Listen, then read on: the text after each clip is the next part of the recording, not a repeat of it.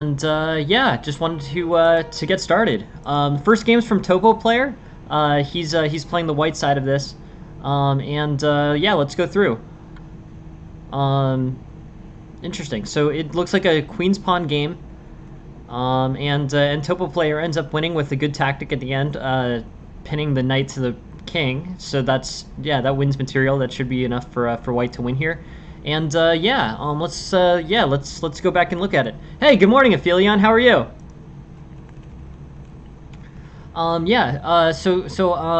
This is interesting.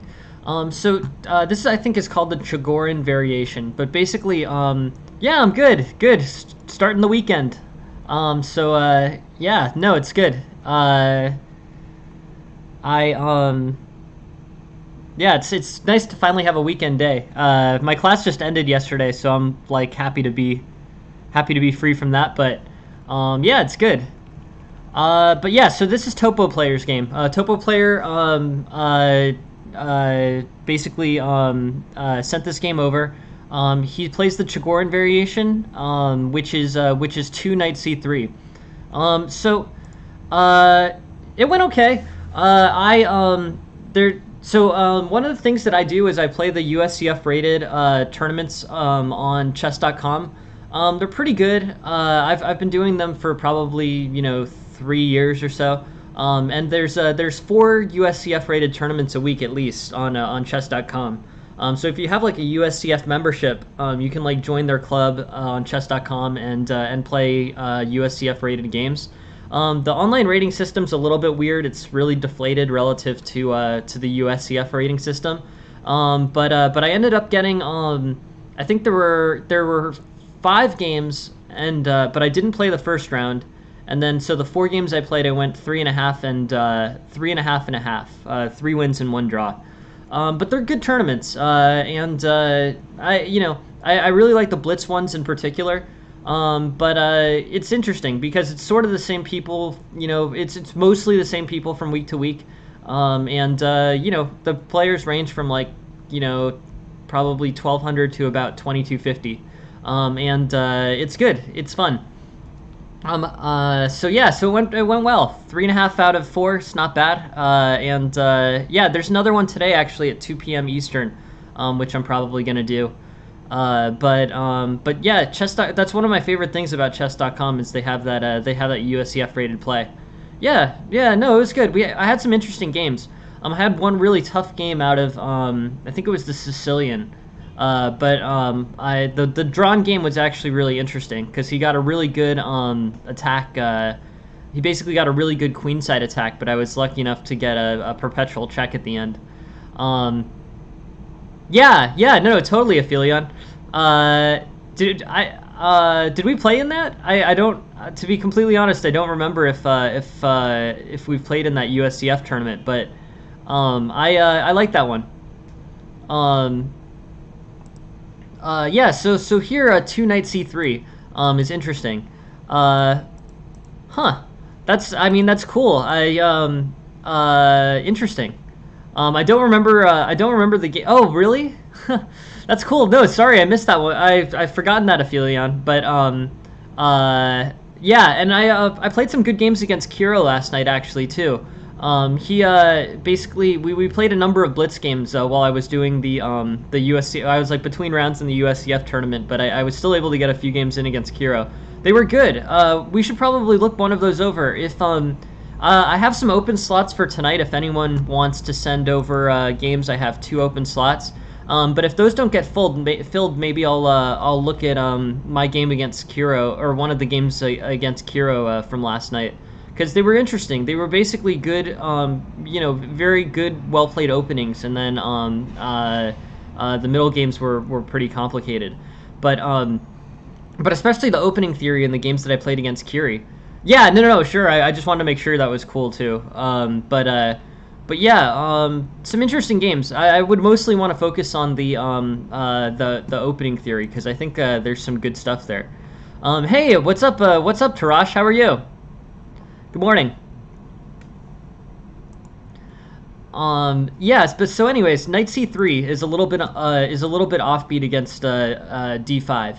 It's not bad necessarily, but one of the key parts of yeah, it's going. This is my first day without my last class hanging over my head. My next class started yesterday on the same day that my last class finished, but this new one's not going to have nearly as much class time, so hopefully I'll get some opportunities to move my schedule around.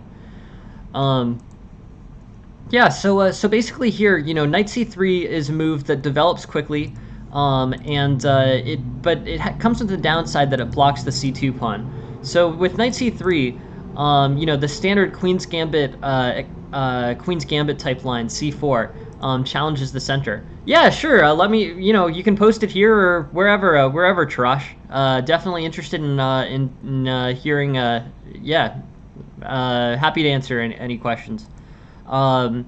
But yeah, so knight c3 is pretty solid. Like knight c3, I think is pretty solid here. But it comes with a drawback that c4 can't be played. The question is how important is that in in basically the queen's pawn opening? That I'm not sure about, but it is interesting, and it is a quicker development. Black can match with c5 here and sort of invert the situation. It's a little bit different because there's not that immediate queen a4 and queen takes d5 type threat that's in the standard queen's pawn game. But overall, this is pretty interesting. So I guess I would say, the main line here is c4. Knight f3 is, a similarly developing move that doesn't have some of the same downsides. Knight c3 is playable, but again, like I pretty much would steer towards the main lines here. It's the most challenging for the d5 pawn. Knight c4, and then c6, and then knight c3, and you get the same development with a more aggressive threat on the d5 square. Hey, good morning, Mantha. How are you?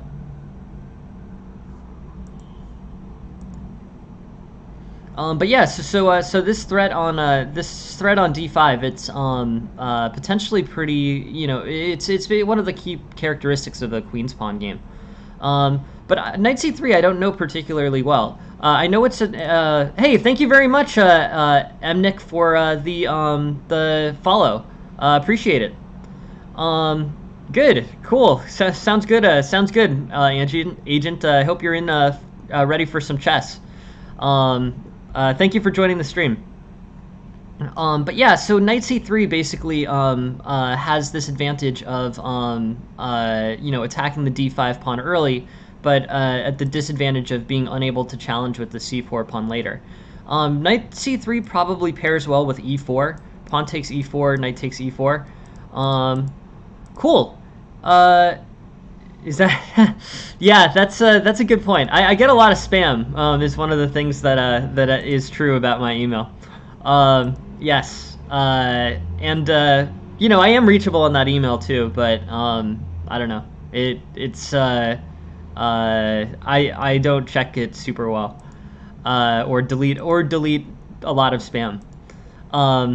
Anyways, e4 I think here is yeah, no, it's years and years of spam that has not been deleted, so just ignored. I check it every day. I check it regularly, but the spam is yeah, is there. I should just keep running it up. I should see if I could get to 100,000, to be honest. I am curious about that. Not too bad.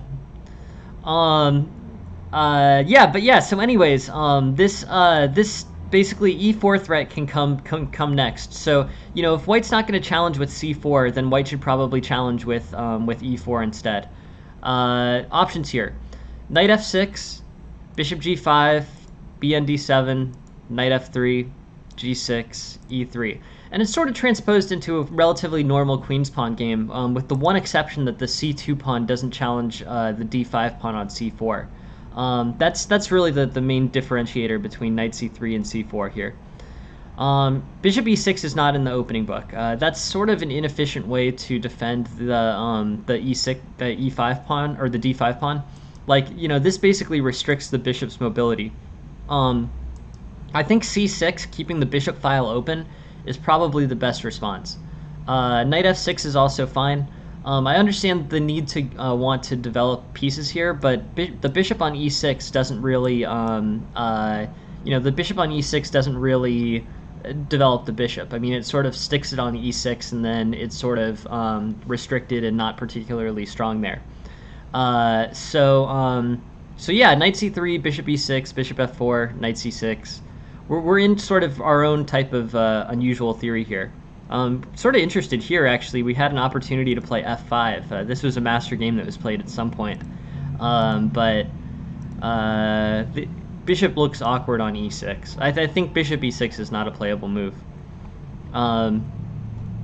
Yeah, no. This f5, there actually was a game that took place with knight c3, bishop f4, and d4, and d5 and bishop e6, and then it went f5. But clearly, some master was trying to do something unusual here. So I don't know. That could be a very interesting line. But anyways, knight c3. So knight c3 is a playable move, and at the end of the day, these types of things come down to theory. But objectively speaking, knight c3 is somewhere down the list in terms of playability. Like, I think really just traditional moves like knight f3, c4, e3 is number 3, but yeah, no. I mean, there's some truth to that, Tarash. It is definitely phasing.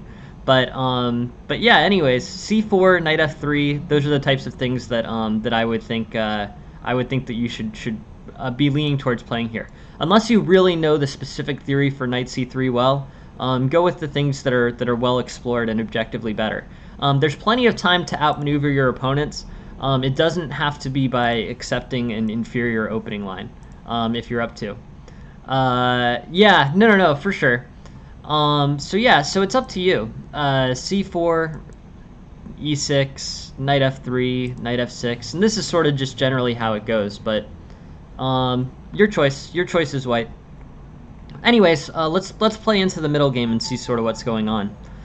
Bishop to g4, bishop e2, and here, now we're in sort of an interesting situation. The bishop's hey, thank you very much thank you very much for the follow end of a circle. Interesting, cool screen name. Thank you very much for following and for joining the stream today. So knight g4, knight f3, castles queenside, knight b5, and here, basically, white has lost some material on a2, but the middle game is still complicated. It's white to move, so moves like bishop takes c7 and followed by knight e5 are interesting. But we're basically in a situation where things are going to become very tactical. There's a lot of volatility here. But I actually sort of want to look at this this knight c3. So basically, in terms of improving this game, I think the main thing that I'm going to point to is just tactical study. Yeah, sure, no problem, Tarash. Thank you for very curious what your question is. You've built it up a good amount, so I'm sure it's a good question. But yeah, so bishop takes c7, bishop takes d8. A lot of trading, and white ends up winning with a cool tactic here. So definitely some good tactical study. Good job pinning the knights to the king and winning. The material there should be decisive. At the level you're at, a topo player, I would really just say spend a lot of time on chess.com Puzzle Rush, chess.com Puzzle Battle, or Chess Tempo, or CT-ART. They're all good programs and they'll all work. But tactical study, I think, is the most important thing. The kind of volatility in this game. So like basically all these bounces here. If you clear out these bounces, I think you're basically going to be in a lot better shape. Your goal here is to get to this point right here on the curve, and just keep it there for the rest of the game. You don't really want to be, bouncing down like that, and your opponent's providing you opportunities to really, get a lead and hold it here. So that's the and Puzzle Storm, I guess. I need to figure out Puzzle Storm. I'll take a look at it today. I'm curious to see how that works, but should be interesting. You know, I'm sure any tactical trainer will work. And Puzzle Storm is not one that I'm familiar with, but I'm sure that it works. So this you know, basically this opening strategy here is kind of an interesting way to play it. I think an e4 break here is probably the best idea. Black sort of needs something to challenge the center here, but yeah. Anyways, g3, and white's in pretty good shape. Yeah. Let's see. So yeah, so I guess there, white, you know, white is winning, but I would consider this knight c3 move, because it's not a normal move out of d4, d5, and if you play, you know, if you play more fundamentally, you know, well explored and fundamental openings like knight f3, there's no real lines in the queen's pawn game in which f4 gets played. So so a move like knight f3 has all the developmental advantages of knight c3, but doesn't have the developmental disadvantage of sticking the c2 pawn. Here, like bishop f4, something like that, is fine. But a key characteristic of white's game in the queen's pawn game is the ability to challenge the d5 pawn, and you lose that to some extent with knight to c3. This is still an opening line. I mean, you know, basically, I can show you the theory for it. Knight f6, bishop g5, bn d7, knight f3, g6, e3. But it's basically just an unchallenging line for black. You know, without c4 there's not really that much tension in the center. There's nothing that black's really attacking. Maybe bishop e2, h4, h5 is an idea. But overall, I think you're in. You know, I think you're solid, but not, you know, not pushing black as hard as you could be here. There's more aggressive ways for white to play it, and ways that cement white's initiative a little bit better. Not saying c4 has to be played, but it's generally played in queen's pawn games. But up to you. It's very interesting. Once this game gets tactical, you know, I feel like, you know, I generally feel like tactic, you know, once the game really becomes tactical, it's like you either saw the tactic or you didn't. You know, there's less strategy and less preparation. At the end of the day, just tactics training will help you make these games a lot less volatile and push, you know, push games in your direction once you have to play chess, as the grandmasters always say. The grandmasters always say this is just a position where you need to play chess, and you want to make those situations where you're playing chess to be as good for you as possible. You want to be stronger in all of those situations where you've left theory and you're just playing tactical and positional chess against your opponent. The best way to do that is to make your tactics extremely strong. Some strategic training is also good, positional play, but tactics are the quickest way to improve in that dimension.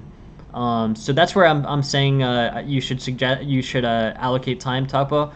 Rook to f1 here is an awesome tactic. Put the game away for you. But there were a few other opportunities here where there were tactical improvements, and with enough study, you'll be catching on to almost every single one of them, which is awesome and a great way to play. I think there's a lot of potential in terms of improving Topo, and I think that's where your time is best spent. Just, you know, puzzle battle, puzzle rush. If you're a lead chess person, I guess puzzle storm. But you know, some type of tactical trainer. If you spend, you know, an hour a day for a month on it, I guarantee you'll improve. No question about it. Anyways, that's okay. Cool. What's your question, Tarash? I was curious about this.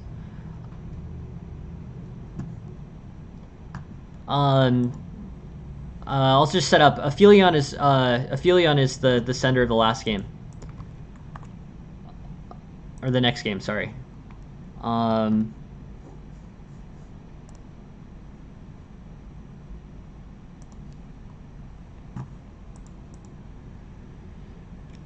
It's been built up. I'm curious about it. And this is a Felion's game. I'll try not to get into it too much till we hear this question of suspense. But yeah, so a Felion's game is out of the Grunfeld, so I think this will give a good opportunity to take a look at the Grunfeld. It's a very good opening, an opening that I play as black, good percentage of the time, and overall, it's pretty interesting. Allows for good piece play by black, and is a standard high level opening that's not that's not refuted.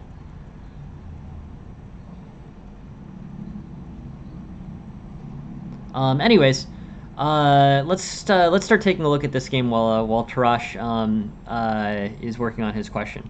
I'm curious about it. This is an interesting Grunfeld. So, okay, so this is the standard Grunfeld formation. It involves g6, knight f6, and d5 played in the first moves, usually with d5 as the third move. The main line here is pawn takes pawn, knight takes pawn, e4, knight takes c3, pawn takes c3, bishop g7. That move order I strongly suggest learning. I basically think that this move order is something that at the very least is something you should have some type of vague recognition of. Even if the Grunfeld's not your opening, and even if you're not a d4 player, this is an opening strategy that that you probably should know. You should know how the Grunfeld goes. The main response after this is c5. Black does this to challenge the center as quickly as possible. There are lines where black plays d5 here. I guess maybe not this early, but something like rook b1 and then allows the c3 pawn to be hung. That is a line, not a preferred line for white. But black's goal is to challenge the center as strongly as possible, as quickly as possible. And pawn takes c5, bishop takes c3, and white is in pretty good and basically white or black is in pretty good shape. So c5 isn't really a pawn that can be taken too comfortably, and after this, bishop takes c3 and black is winning. So that's the mainline Grunfeld, just in case, just so people know. White does an early deviation here, pretty common one, knight f3. This comes up a lot. Here, basically, black just goes along his normal strategy, waiting for e4 potentially. So like e4, knight takes c3, pawn takes c3, c5. Here, I think that maybe knight c6 got played. I just want to go make sure we're in the right game here. But yeah, sorry, we're in that opening line.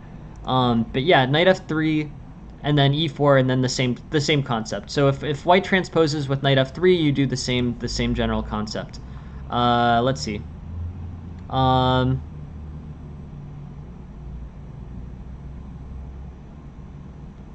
Interesting, Tarash.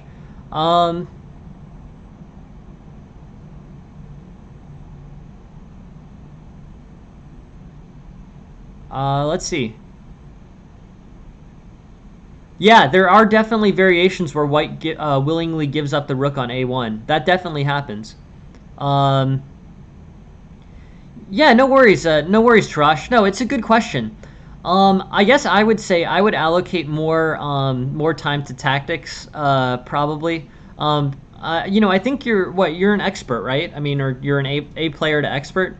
I guess there you really can start allocating more time to things that aren't opening or that aren't tactics. But yeah, 1 hour of intense tactical training per day I think is good. I don't know.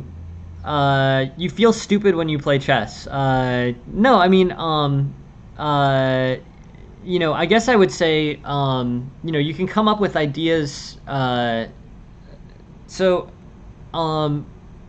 don't know. I guess I would say if you're playing chess, you you're interested in maximizing. You're interested in first having fun with it, and second, maximizing your outcome, right? So I think what you're doing in terms of studying is great, and I think that it's hard to do study like that without, improving. Um, do you feel like you're losing most of your games in terms of focus errors, or where do you think that where do you think you're having issues in terms of improving your game? Because your training regimen sounds great to me. I mean, an hour of tactical training a day with opening study, that should work. Uh, you know, are there particular ways in which you're losing? Yeah. So, okay. So chaotic positions. I guess what I would say is, tactics. I mean, basically, the goal of tactics is so that you can pick out, you can pick out tactical opportunities that are available for you as the game is going on. It's surprising. It's unfortunate that you feel like your tactical study, you have such a good tactics rating, but you're unable to, convert that during a game. Um, Interesting. I guess I would say there. Uh, don't yeah don't I mean, first, I'm not the most familiar with the French, but I think the ability to pick out unsound lines is important. If basically your opponent plays some weird triple pawn sack, that's the point at which you need the strongest. Okay, cool. All right. So yeah, so the book that I use for that is called The Ideas Behind the Chess Openings. It's an old classic book by Fine, and I think it was pretty strong. Fine's book was really good at Fine's book was basically really good at explaining what plans you should do and what plans you should do in sidelines. Um, uh, Interesting. And when you say puzzle rating, do you mean puzzle battle, or that's like is that's not puzzle rush or puzzle battle? That's like its own like puzzles section. I think I've used that at some point before they had puzzle rush, but gotcha. Yeah, okay. Makes sense. I don't know that one super well. Um, Interesting. Interesting question, Tarash. Uh, yeah, I mean, I think tactical study, your tactics need to be extremely strong. If your opponent plays a deviation that you're unfamiliar with, tactical study and good understanding of the position, I think, will help you, navigate that as well as possible. Uh, in a situation in which you're thrown out of the, your opening preparation, you need to have a good understanding of how to evaluate positions and how to tactically, and how to basically first seize every tactical opportunity, and then second, evaluate positions so that you can come up with the appropriate strategic plan there. Um, I don't know. I guess I would say. Yeah, I mean, the thing is, tactical study will never hurt you. So puzzle battle, puzzle rush, maybe faster puzzles as opposed to slower puzzles will help with your decisiveness and kind of you know practical play. But it sounds like what you're doing is correct. I mean, it sounds like you're really on the right track to be improving. I'm sorry that you're not receiving good results on that. In terms of coming up with plans. I guess I would say, Ideas Behind the Chess Openings by Fine is helpful. Then you can understand kind of what types of strategies you're supposed to play in each opening and how you could do that. Uh, Potentially, you could try to look at master games for plans, but I would go with like a mass of yeah. Yeah, I mean, you can generate it sounds like you're having issues in chaotic situations, you said. So the things that I would assess there are like, you need your tactics to be as good as possible so that you're not missing potential opportunities. If you're, your opponents may put you into positions where they know the theory better than you do. But good understanding of the opening fundamentals is probably the most efficient way to learn plans. Yeah, I think that might be right.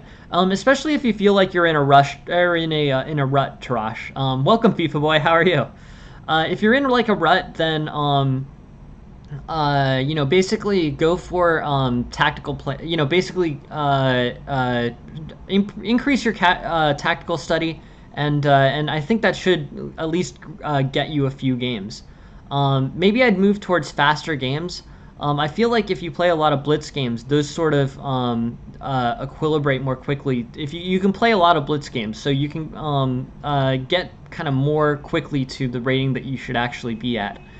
Um, I think that's a key part of it. So yeah, I think doubling your tactics. I'm a big believer in that. I think do as many tactics as possible. You want to maximize on given positions. And then if you feel like you're having issues with plan generation, go with ideas behind the chess openings. But I'd go with those two if you're asking me what I think. But the most important thing is to make sure. Yeah, I mean, I think that's no, I think that's for sure. If you do that, Tarash, and I would be shocked if you didn't improve. I think that's the way to go, Tarash.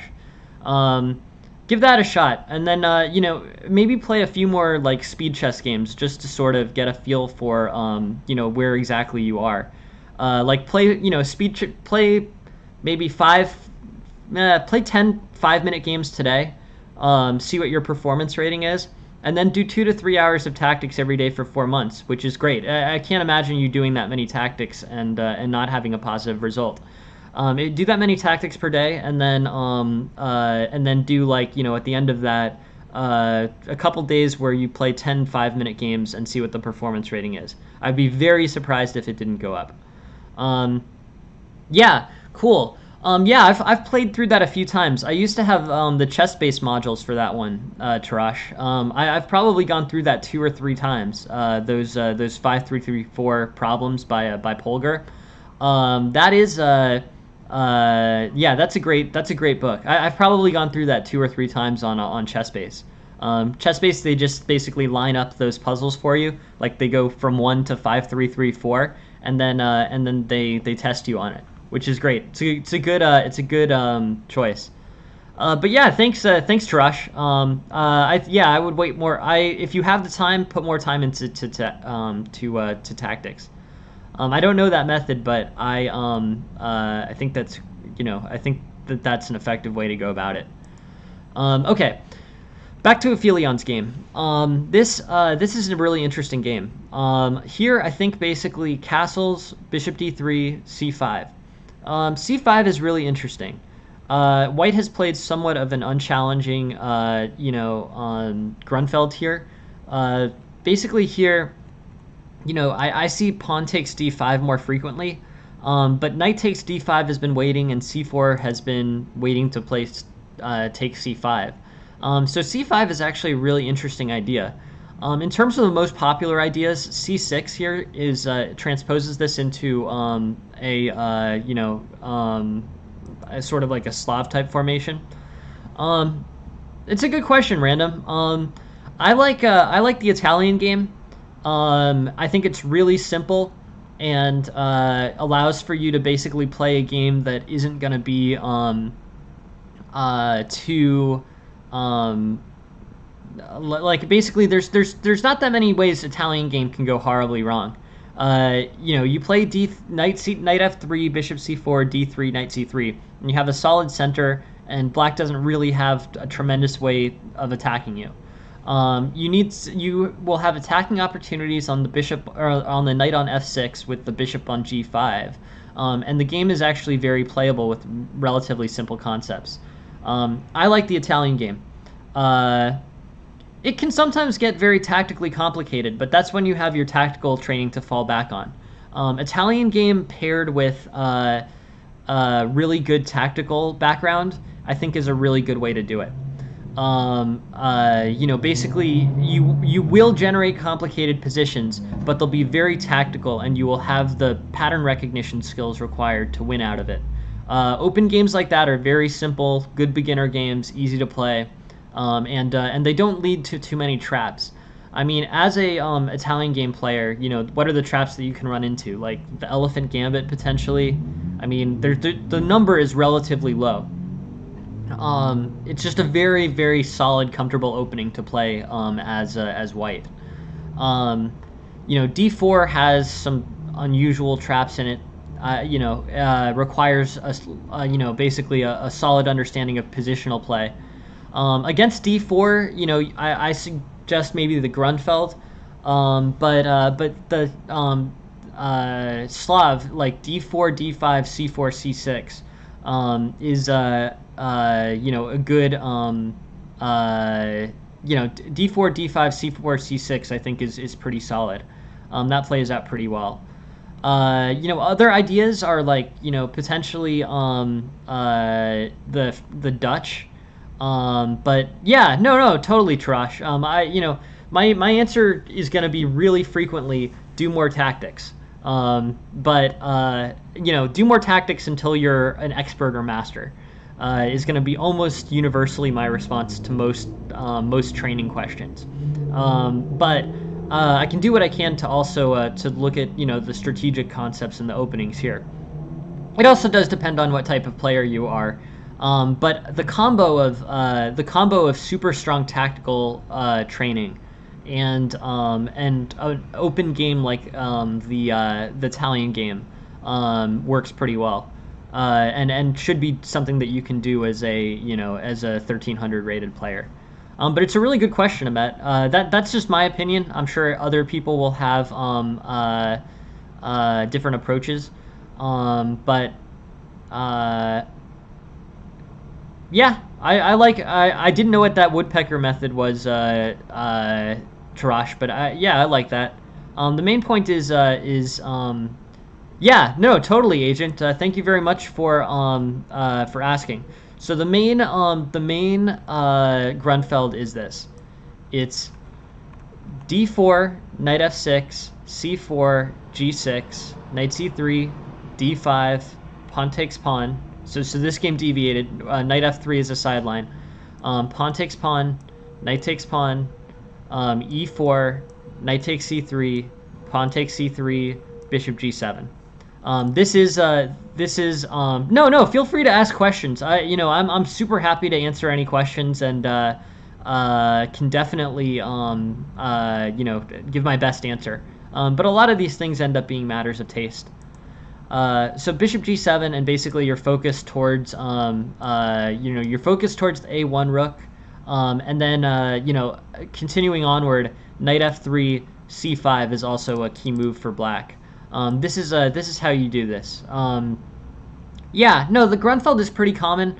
It seems to I like it as black. This bishop can create some tactical possibilities, But yeah, no problem, Agent. I think it's an important thing that we all learn and understand what it is. Even if you're a D4 player, or even if you're an E4 player, and even if you're playing something different against D4 as black, you should have, I think, understanding what it is specifically is important.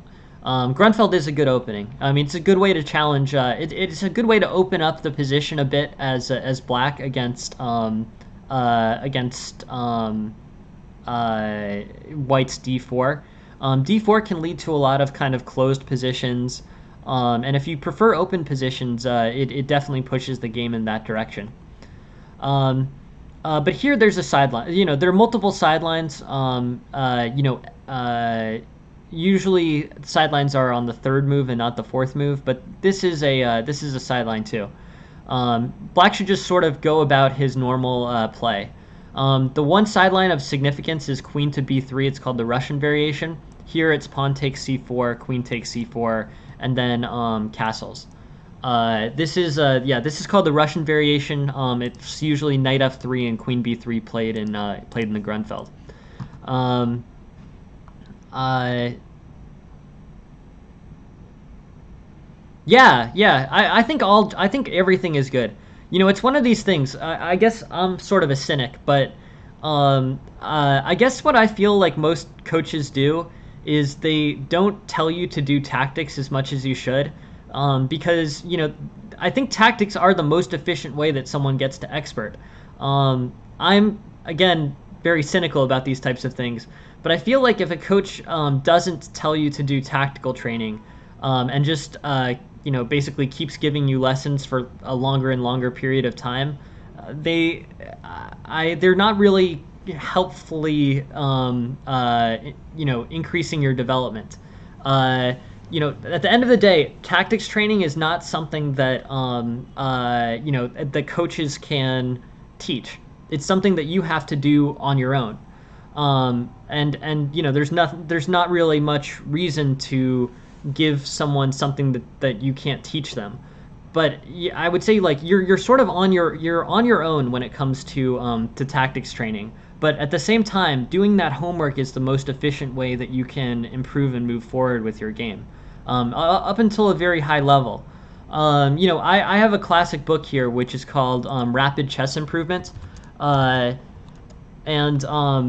Basically this book was something that I read relatively early. I read it probably when I was about 12, and it gives an excellent tactical like regimen. But I think its approach is exactly right. It says, don't worry so much at this point about positional play or openings. You can always go back and learn those later. What you really need to learn quickly is tactical training, and that's not something a coach can provide. That's something that you really have to do on yourself. My value as someone giving lessons is sort of like I can give you strategic concepts, and I can give you and I can go through openings and try to make some improvements there. But it's like the core, it's like the core of your chess strength. Your tactical strength has to be there, or the other pieces are not going to work.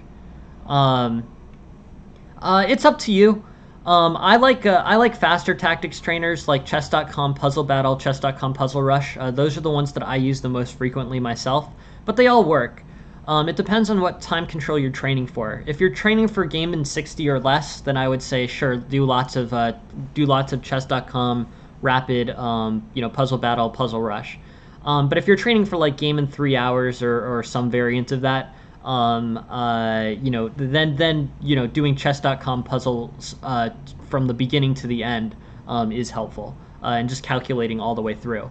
But I'm going to be a big advocate of this book, but you don't have to, the book's not that important. The main point of this book is it really focuses on how to get to expert using tactical training. And I think that's the the goal. Yeah, I think I think basically his focus is correct. He in his book he basically gets from 1200 to 2000 really quickly. There's a lot of value in that for for a recreational chess player. That's really what people want.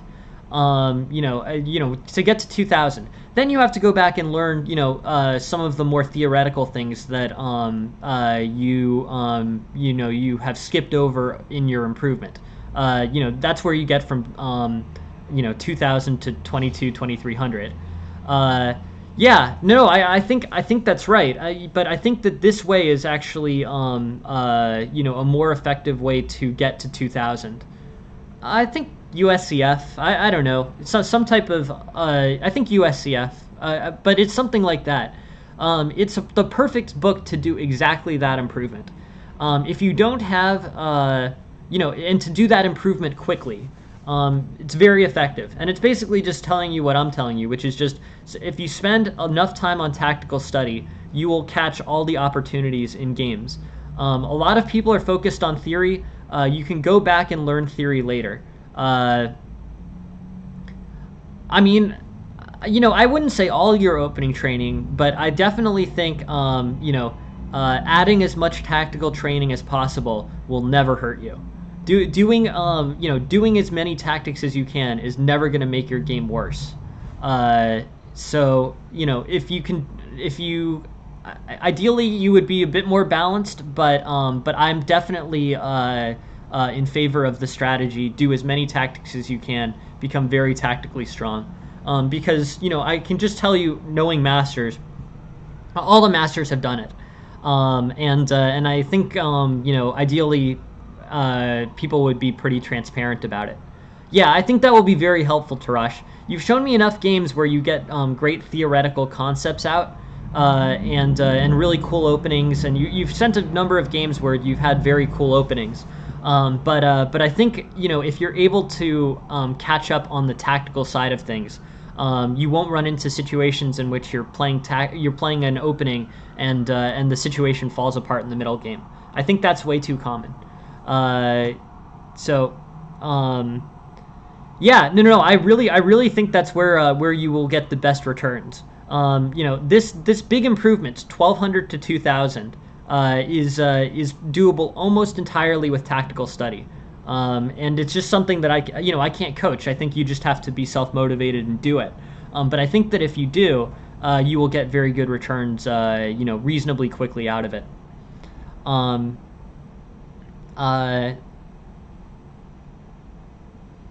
Yeah, no, I think,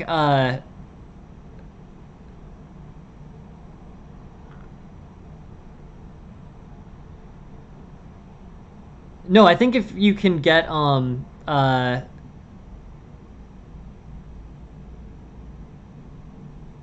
yeah, no, I think you really can get a lot further, especially if you've learned the other way around, where you're just doing, theoretical concepts. I think that the tactical training has an even bigger return in that case. Okay.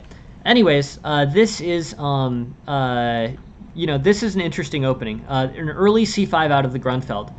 Thank you very much, Sib, for the follow. I appreciate it, and thank you very much for joining the stream. Appreciate it. Yeah, no. I mean, at the end of the day, all of the study is going to be helpful.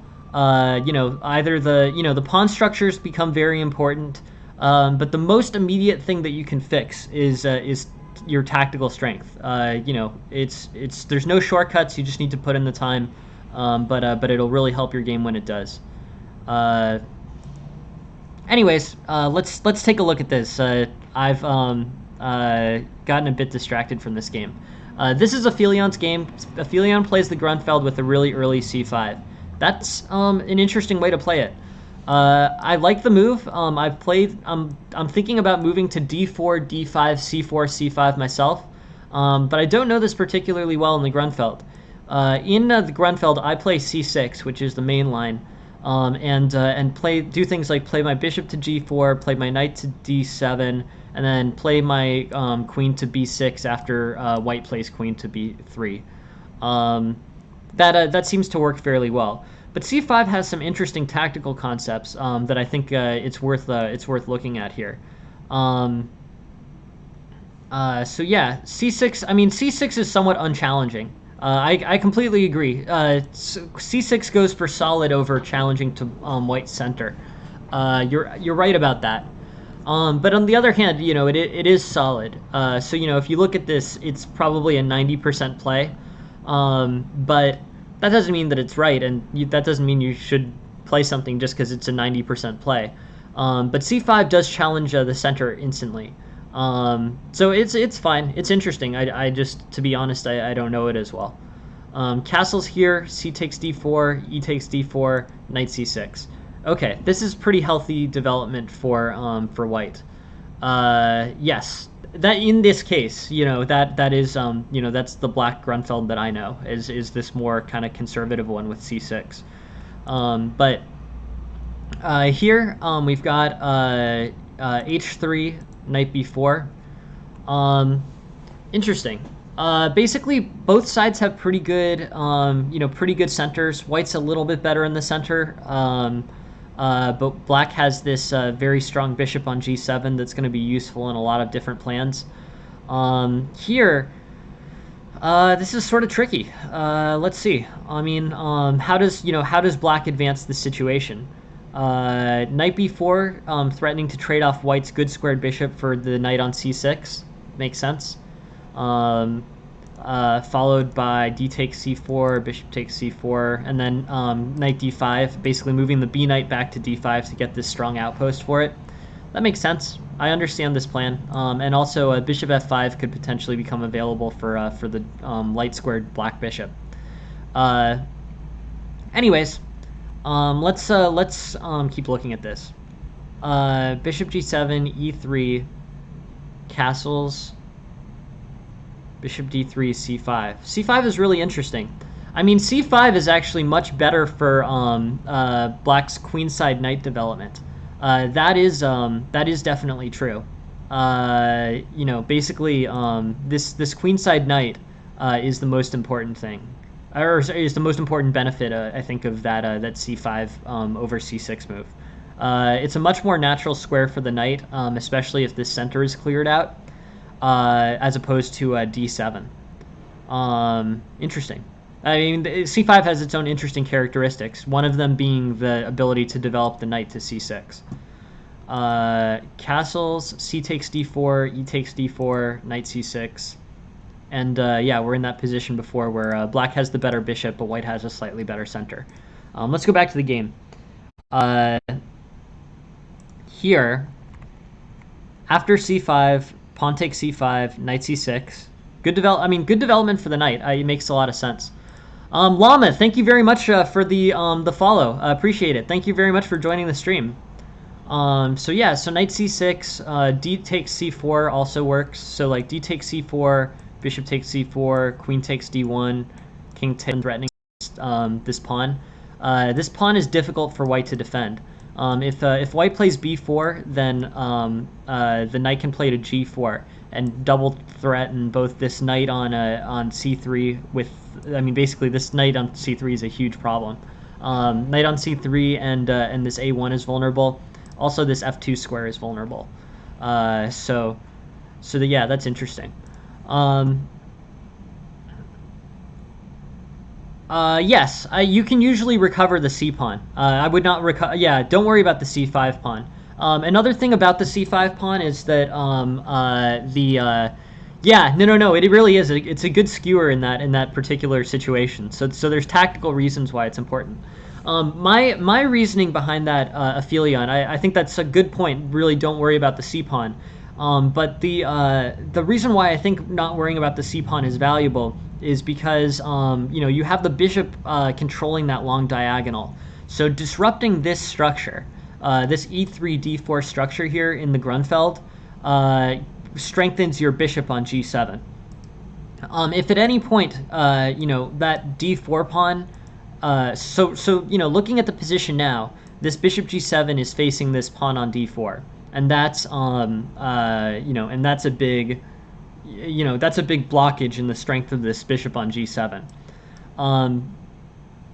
Instead, basically, if you place c5, you have more threats on this this d4 pawn.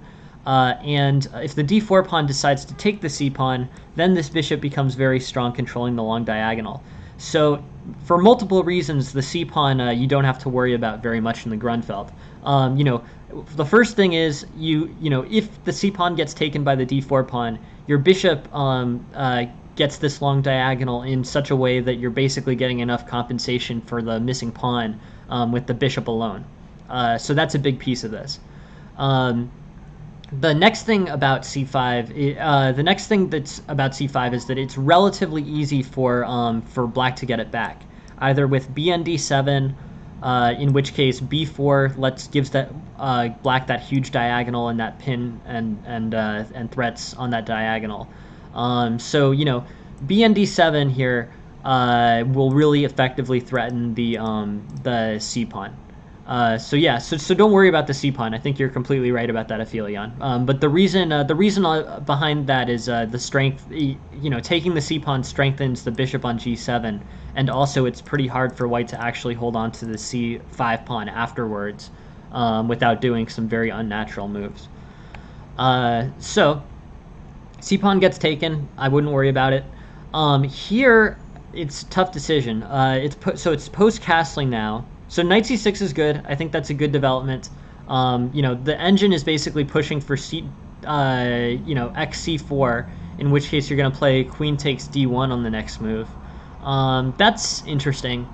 It's certainly good if the bishop plays bishop to c4.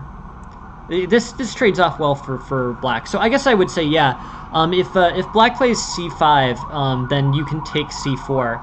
Because the amount of basically it's going to be very difficult for white to hold on to it's going to be very difficult for white to hold on to these pawns. Yeah, no, that makes sense. I understand that logic too, Aphelion. The engine points at trading the queens off is better. Is objectively best for black, but here I think. I understand. I definitely understand both logic here. So keeping the queens on to attack later, that makes sense to me. You have a reason why you did it. So I think that makes complete sense as a plan. D takes c4, bishop takes c4, queen a5, and now you've equalized materially, and black is better. This opening was well played. I don't have much in the way of improvements there. The only thing was that the engine was talking about pawn takes c4, but the logic of keeping pieces on so that you don't so that you have attacking chances makes sense to me too. That if you want to play for a win that as black, that makes sense. That makes complete sense to me. Queen a5 wins back the pawn. And I think, no errors here. Black has effectively equalized. Really good opening play. Nothing to take away. I think this is very solid. Everything here made sense to me. Queen c2 is going to let that queen get chased. So bishop g4 is what the computer is proposing. Doubling these f pawns would be pretty disastrous for white. So bishop g4 makes sense. The knight's going to have to move. Like doubling f pawns here with the queen out and able to play queen h5 is really bad for white. So basically white can't let the bishop take the knight on f3 here. It's too weakening for the position. Knight b4 is fine too. Knocking the queen to b1. And I think you're almost at the point where you're going to come up with some piece threats. So bishop to g4 is responded to by knight to d4. But anything else, I think, loses the bishop, right? So knight to a4. Well, knight to a4 gets the tempo. And knight to e4. I guess defends the knight, but that's a pretty awkward move. Knight to e4, knight takes e4, queen takes e4. But the problem hasn't really been solved. Bishop takes f3. Bishop takes b4. Okay, cool. That's how white gets out of it. All right. But yeah, you're basically with knight b1, you're putting a lot of pressure on this bishop on d2. Bishop g4 threatening to take the knight, and then leaving the bishop unguarded on d2. White needs to come up with an efficient tactical response to this. Knight d3 is interesting. That looks like a really interesting outpost for black to have. But my eyes, I think, are drawn more towards bishop to g4, threatening to take this d2 bishop. But knight d3 is interesting. Cool. We're mostly kind of in a tactical play here. I'm thinking, there's a few different points of weakness here. First, black can try to aggressively attack on the king side here. So like knight g4, queen h5, Maybe bishop to e5 at some point. There are kingside chances. The b2 pawn here is also really pretty vulnerable. I'm thinking, in an ideal world, you could play a move like knight to e4, but playing that immediately, bishop takes knight, knight takes d2, knight takes b1. But I think you lose a piece in that, so that's not playable. So you have a few different choices. I'm just trying to think a little bit about what might be best here. I don't know. I think knight g4 probably. Knight g4 comes up with the most immediate. Basically, it does a few things. First, it allows for a threat on f2. So f2 is getting threatened by knight takes f2, rook takes f2, queen takes f2, and in the other direction, bishop takes d3, queen takes d3, rook takes f2, queen takes d2. So I just want to play. I guess we can just play those through. So say like h3 here. Knight takes f2, rook takes f2, queen takes f2, clearly wins for black. Knight takes f2, bishop takes d3, queen takes d3, queen takes d3, and either rook or knight both hold on to the material advantage here. Yeah, hey Houseline, how are you? How's it going? But yeah, so anyways here, I think you're in pretty good. I think you're in pretty good shape with black. So I would advance this knight. It has a few benefits, including a threat on f2 and strengthening the pressure on this dark square diagonal. And the knight on d3 can be effectively defended either through knight takes f2 or through probably knight takes f2 is the best way to defend that knight on d3. Yeah, so let's see. Knight g4, great. Looks good. And yeah, f5, good stuff. I mean, here I think I would probably take. I don't know. I'm sort of wondering between pawn takes. I don't know. Pawn takes e4 versus knight to e5. I guess knight to e5 is probably best. Engine's advocating knight takes e3. That's sort of a, and actually knight takes e3 is objectively the best. Pawn takes, and now basically black has won a pawn plus another pawn coming. So knight takes e3 is the best move here, but knight e5 is cool too. You're gonna win the rook pawn on c3. But yeah, black is winning pretty significantly here. Did it just yeah? Was this just a game that ran out of time, or what was the it says it ends in a draw here, but it looks like black's got a pretty big advantage. Basically black's gonna play like rook takes c3, even rook c takes c3, which is interesting. On the next move, rook takes c3 looks more natural to me, but they're both playable. And now black's got an advantage, and white has no real attacks going on. So black is ahead by a lot here. Gotcha. Yeah, no. I mean, I think probably. Yeah, no, for sure. I understand. I understand. But black was actually way better on the board here. You're about to be up a pawn, yeah, I would just for sure. No, that makes sense. That makes sense, Aphelion.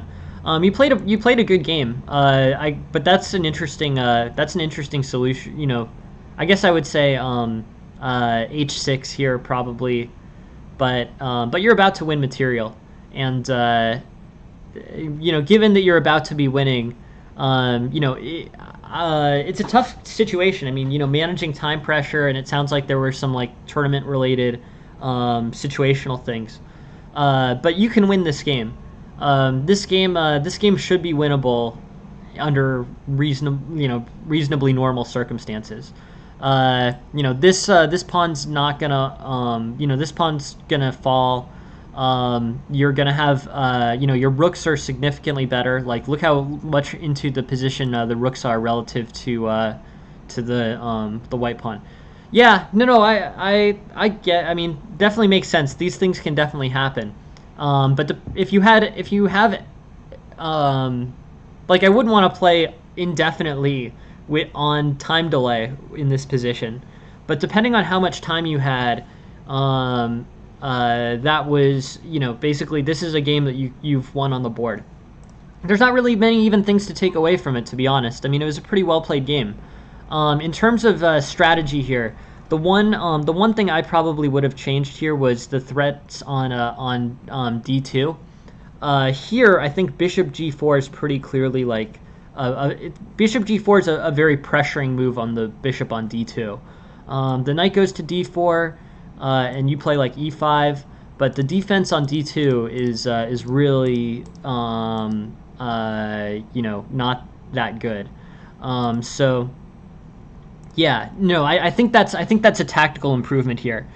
This Bishop G4 exerts a lot more pressure on black, or sorry, on white. The bishop is loose here, and also you have the fact that bishop takes F3 is definitely very good for black. So white needs to come up with complicated tactical solution after you play bishop to G4. That's sort of my one improvement for this game. I think this opening was played really well. You've equalized out of the Grunfeld as black, but the improvement that I would offer here is that move bishop to G4, threatening that bishop on D2. Anyways, we spent some time on this game. Let's get on to the next one. Sorry to get a little bit behind here, but I thought that was an interesting game, and I wanted to answer your guys' questions about training. Yeah, no, thank you very much for sending the game, Aphelion, and yeah, no, please keep sending them. They're all super interesting, and yeah, no, thanks for the game. Okay, here we have King's Indian defense against the four pawns attack. This is really interesting. This is cool. Yeah, thanks for sending it, Hyperion.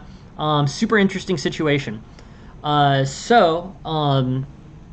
This is a difficult situation for black, but with a well-timed pawn breaks here, black's gonna get some really good compensation. Yeah, no worries. No, I mean basically castles is interesting. Basically in a flank opening versus big center opening game. You're looking at a situation where white gets a spatial advantage and a center advantage, and you're trying to come up with the right situation to disrupt it. White runs the risk of becoming overextended. This sort of looks, it has some characteristics that are similar to like the Alekhines defense or those types of hypermodern defenses where, black is playing for a misstep by white or an overextension by white. F4, castles, E5, and basically white is putting a lot of pressure on black, but at the same time the eval is not really shifting towards white. As these pawns are advancing, they're becoming more vulnerable to attack. They're becoming very easily within range of black's pieces for attack. So white needs to be careful to make sure that he doesn't overextend. A move like, so like here, you've already got a good move. Either D takes E5 or C5. I like D takes E5 here because it fractures the pawns almost immediately. D takes E5 is not really that great, and it gives you an open file for your queen. Now you can go like knight C6, bishop to E6 maybe, because this pawn is loose on C4. Normally E6 isn't a great place to develop the bishop, but here you have some attacking chances with it. Here, white is overextending his pawn structure. You've basically gotten that break, and that's good for you. Here, black hangs a pawn, it looks like. I think D takes E5, and you win the pawn. Bishop takes E5 looks playable to me. White will probably play something along the lines of like bishop to H6, but black has won a center pawn. So, this pawn structure became almost immediately too big for white to effectively defend. Interesting problem. But yeah, this is what, this is a good situation for black out of a flank versus big center opening. White has overextended, and black is in good black is in good shape.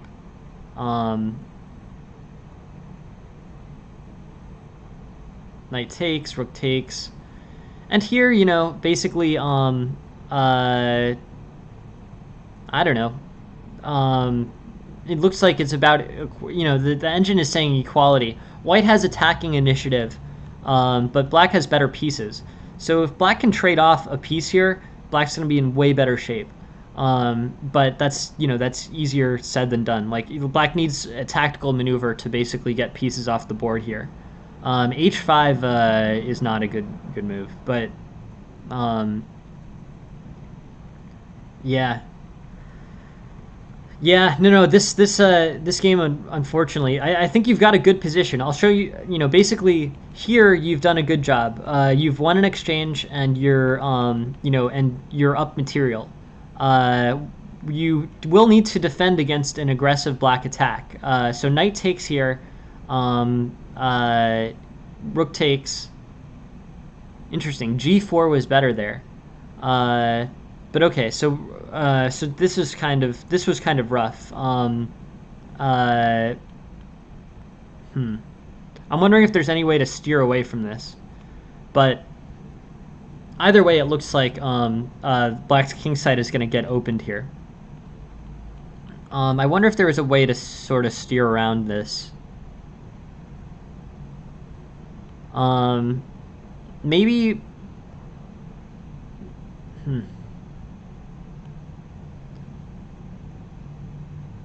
There's a tactical win here. Here it is. Okay, cool. So yeah, so here white made a tactical misplay. This attack was solid. This situation was fine. White's best chances are going to be to sacrifice his rook for this knight. But at this point, the black side still holds pretty solid. Knight takes e4 is an error. There's a few different ways that that black can play this, but the way that the engine suggests is bishop takes b2. Yeah, no, totally. It's just a tactical thing. So on bishop takes b2, queen takes b2, and then this e4 knight is hanging. There were a few other ways that white could have played through that tactic, but now knight takes e4, and or knight takes e4 or bishop takes e4 is objectively better. But either way, you're getting that knight on e4. So it was basically a piece-winning blunder by white. So basically, no problems, solid defense by black up until this point. Then white hangs a piece to this tactic. Bishop takes b2, queen takes b2, and then either way take the knight, but bishop takes is somewhat better. So here, black's basically got a good edge, is a piece up, and is on the verge of winning. Here, this basically is this is somewhat unfortunate, but I think here basically the knight goes to d6, knight takes f5. I'm just thinking, because f6 does weaken, so that tactic, that was your opportunity. Everything else, it appears, leads to a bad situation for black. The best move versus second best move here is 7, and those are situations that you need to see. It's too much, it's too much to be giving away with the incorrect tactical move. So tactics as always. So this game basically came down to it, like many games came down to a tactical situation. Bishop takes b2 and black is up by almost 6. Anything else and white is up by 1. I mean, there's too much being left on the table from a tactical perspective. That's why tactical study is so important. Yeah, no, I understand, Hyperion. I mean, we all miss moves like this from time to time. But with tactical study, you will miss fewer and fewer of them. It's just too much though. Like, 7 points is is a decision in most, in almost every game. It's basically, if the difference between move 1 and move 2 is 7, you pretty much must see it, or you're going to have a worse outcome than you otherwise will. Nobody sees it all the time. But this is very demonstrative of the fact that the tactics, really need to be seen, and tactical study needs to be done. There was a correct move here. This is a puzzle, right? I mean, this is a puzzle on the board, and if you've done your puzzle homework, you have a much better chance of seeing it. But you could literally hand this in as a puzzle hand the situation as a puzzle into chess.com, and it would be, a worthy one for like their tactics trainer. It's just, there's a solution here. Yeah, the knight on e4. Yeah, no, but I mean, I understand for sure, Andy. But it's just, there's literally a solution to this one. It's bishop takes b2, and if you play bishop takes b2, then then you win a piece and you win. And if you don't, then white is, still aggressively attacking you. It's a win. This is a puzzle. And you want to have done as many puzzles as you possibly can, so that when this comes up in a game, you come to the correct solution. It's it's not easy. It's not easy, but the solution is simple. If you see puzzles like this, your vision for puzzles in situations like this will improve. This position could easily be in puzzle battle, and if you've done enough puzzle battle, you'll see this over the board and win the game. There's one move, and so it's it's like a test question or something. Anyways, black black basically plays this, and even now, the pressure's on black. With this attack, but he sort of misplays it as well, and then the situation's close to equality. Black has better material, and if he can trade one of the pieces off, like trade rooks or trade queens, he'll be way up here. But there's initiative for white, and then this this was definitely an idea, like rook takes g3. But it's yeah, this just wasn't it didn't it just wasn't the correct tactical maneuver. But here, just from a fundamental perspective, I think it's more important to explain the fundamentals. Is just you're basically going into a situation where white's advantage, it's almost completely equal according to the eval, and white's advantage is he has more initiative. Black has material, white has initiative. So if you trade off a piece, you're in good shape. Yeah, no, I think that's right, and I think that happens a lot. That's the need for tactical study. But the main idea here is get one of the pieces off the board. Is priority number one. If you can get either the queens traded or the rooks traded, your material, the attack will be over and your material advantage will win. So this sort of demonstrates the point. If you're getting attacked, trade off pieces, because that will slow or end the attack. That is definitely true in this case. If you can trade off rooks or queens here, white will no longer have enough pieces to attack you effectively with. So that's an idea. The rook takes g3 breakthrough here is definitely an idea. And h5, here I would play rook to g5 first, I think.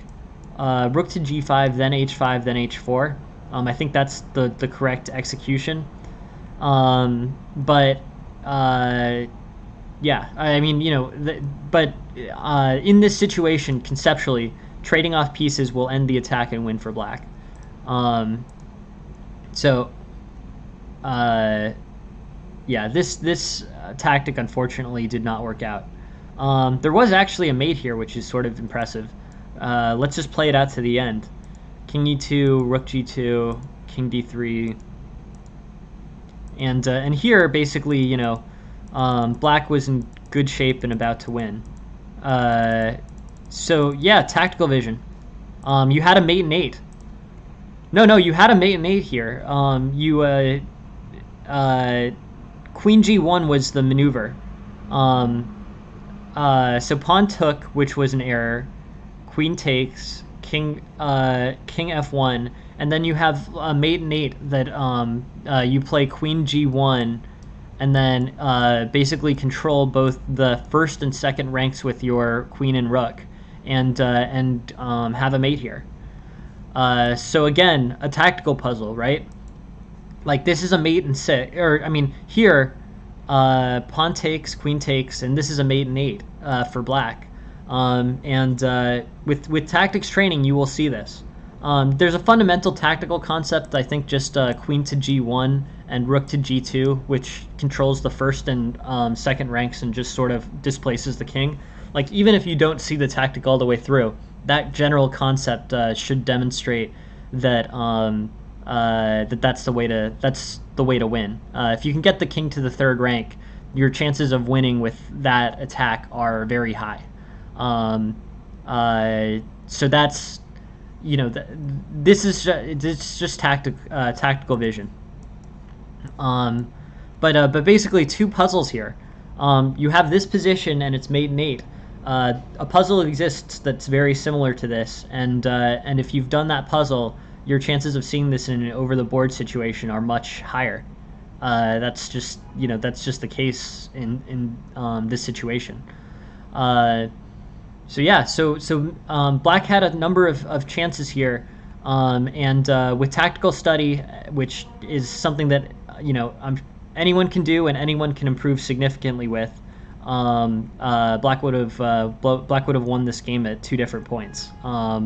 The first one being this, this possibility to get to +5, +5 here.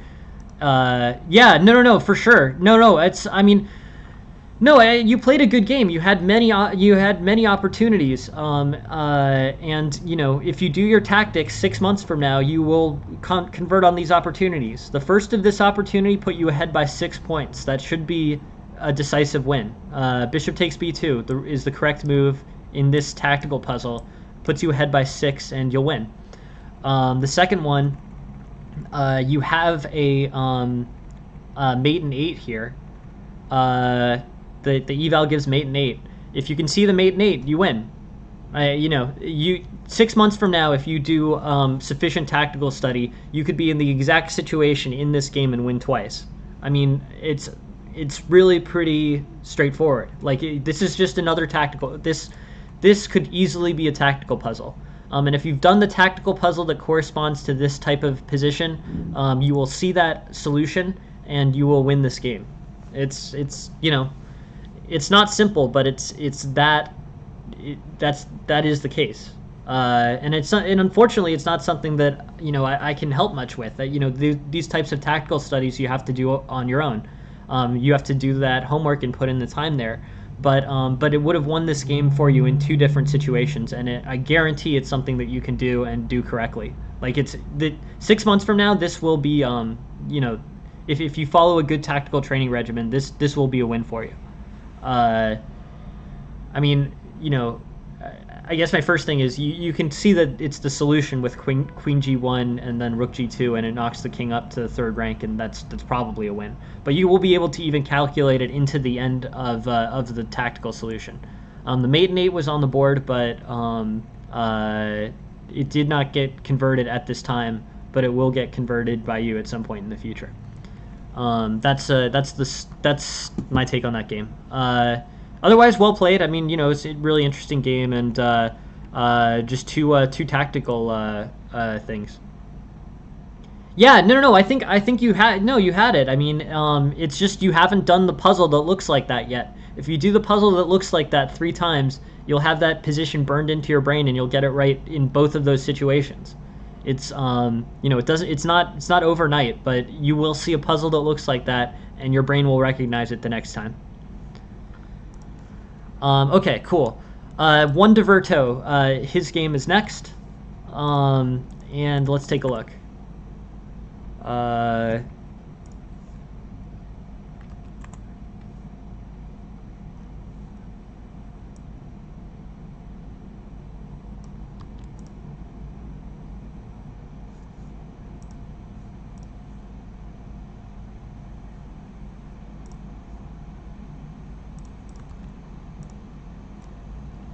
Okay.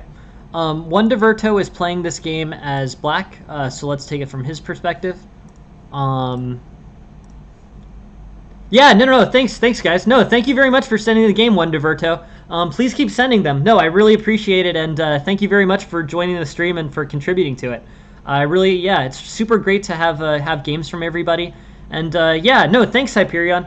Thank you all very much for being here and for sending the games, and yeah, no, it makes it so much better when you guys all send stuff and provide suggestions for material. Like, makes this run super well, and I hope it's helpful, because it's definitely fun for me, and I really like getting to kind of review these concepts and look at these games and learn. I learn a lot from this, so thanks all for participating and for contributing material for the stream. But yeah, sorry to keep you waiting, Diverto. So this is basically a Scotch game. So Scotch game is defined with d4, pawn takes d4, and white plays bishop to c4. So the line that I play against this is bishop to c5. Bishop to b4 I don't know, but bishop to c5 and knight f6 are going to be like the most popular moves here. Knight f6 is getting evaluated as best by the engine. I'm not a huge fan of this situation for black. d5 I guess is the response, and knight e4. But I felt like this situation with this pawn on e5 can feel pretty restrictive to black's development. So now that I look at it and I see the engine analysis, I recognize that bishop or knight to f6 is better than bishop to c5, but I've always played bishop to c5, so that's the line that I know. This makes me more tempted to, looking at the engine analysis here, makes me more tempted to play knight f6 here. Anyways, bishop to b4 is played, and bishop to b4 is interesting because it solidifies the win of the pawn here. But now, as a result, black will have to play accurate defense. Moves like bishop to a4 or queen to d4 can be dangerous, and the engine's giving a single line with black having the edge, bishop to a5. Here, castles, bishop to b6 probably, or d6. I guess I like d6 more. D6, queen to b3. Queen to e7, I think. And overall, I think, basically black's, under attack, but should be able to hold this together. Queen f6, I guess. Queen e7 or queen f6 are both in the opening book. But basically the point is, with bishop to b4, black is getting a material gain, but is going to be attacked. Knight g5 is interesting. I would be tempted to play knight to a6 here, or knight to h6 here. This is sort of looking a little bit like the fried liver, which is an opening that we've gone over, I think, once or twice, but here this is tricky. The opening book only has knight e5. I prefer knight h6, and the engine actually looks at knight h6. With knight h6, this f7 pawn is covered pretty well. This knight takes, bishop takes, king takes, and either queen to d5 or queen to b3, or queen to d5 or queen to f3, and black is winning by a lot. So knight to h6 develops the knight, puts it in a slightly better position, and prevents any aggressive sacrifices on f7. They wouldn't be the sacrifices on f7 wouldn't work here. Queen f6 or queen e7, I guess, are probably the best. Castles maybe. But overall, this is a bit tricky. So I'd say castles. Maybe probably queen f6. Queen f6 seems safer than castling to me. Castling is very committal. Castling basically means that you will definitely need to calculate. I mean, either way, you're going to need to accurately calculate this white kingside attack. But castling sort of restricts your pieces from being able to defend the king as effectively. If the king's in the middle, it still has escape squares. If you castle, it really doesn't have any reasonable escape squares.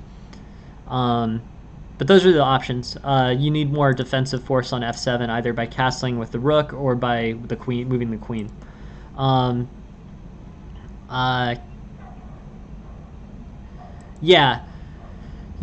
I mean, and it is. I think so castle and then knight. So castle, knight f3, and then it's up to you sort of what you want to do to defend this h6 knight.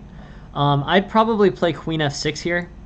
Queen f6, basically bishop takes h6. It's definitely bad for your pawn structure. Like, there's no question about that. But in terms of surviving the attack from white, I think I think bishop takes h6, pawn takes h6 is bad if the queen is still on the board. But there's a big difference between so say in this situation, bishop takes h6, or say like black plays like d6 or something. Bishop takes h6, pawn takes h6, and this is bad. The queen is really the queen can immediately play h6, and the black king side is completely open. That's for sure. This is this is a problem. But on the other side, if black plays knight h6, queen h5, and then d6, and then knight f3, and then like queen e7 or queen f6. Here, if the pawns have traded off on h6, this formation, and that wasn't actually the right transposition, but this formation is a lot safer for black. So here, castles, knight f3, queen f6, bishop takes h6, queen takes h6, queen takes, pawn takes. This is still bad for black in a pawn structure perspective, but it's good for black in terms of getting rid of this, getting rid of the attack. So I think bishop takes h6 is okay as long as the queen takes and not the pawn. If the queen takes and then the pawn takes, that's fine. This attack for white is not going to have enough pieces to really be super dangerous. But if it's I mean, basically the double pawns on the rook are terrible if the king is castled and the white queen is still on the board. But if the queens are traded off, it's still not good from a structural perspective, but it's good from just a simplification perspective here. Now black actually, remember, black is up a pawn here, uncompensated. So just eliminating the attack makes that gambited pawn for white not worth it. If black can eliminate the attack, then black will just be a piece up, or a pawn up. So knight f3 is an idea, but it's sort of refuted by queen f6. I think castling is still not the correct move immediately. I think queen f6 is the correct move immediately.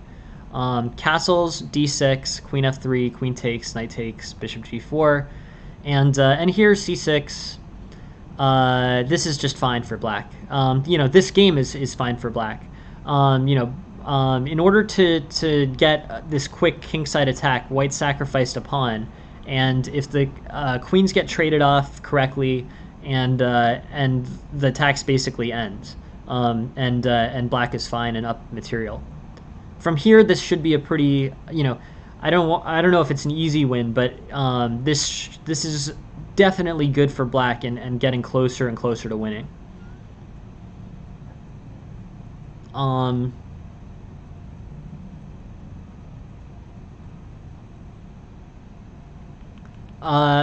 somehow this trade. Okay, so this traded into an opposite colored bishop endgame. That is not ideal. I guess I would say this. Yeah, for sure. Makes sense. Rook takes, bishop c2, f6, rook h3. Yeah, so I would definitely. I'm wondering if there's a way to do this without trading into an opposite colored bishop endgame. You're already sort of getting closer and closer to that risk as this material leaves the board, right? Bishop to b6, king f1 is correct. Trading off the knight for the bishop is a good idea. Knight c5, d5. All of this looks fine.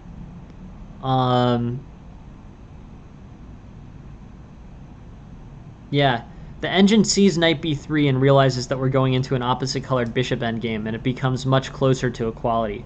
Black has much less, ability to maneuver out of an opposite colored bishop endgame.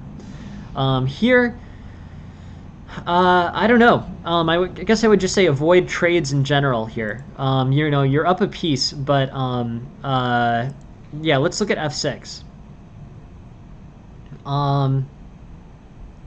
No, I think f6 has some utility. Like f6 basically keeps white from playing f6, and that's fine. Yeah, let's figure that out. It's a good question.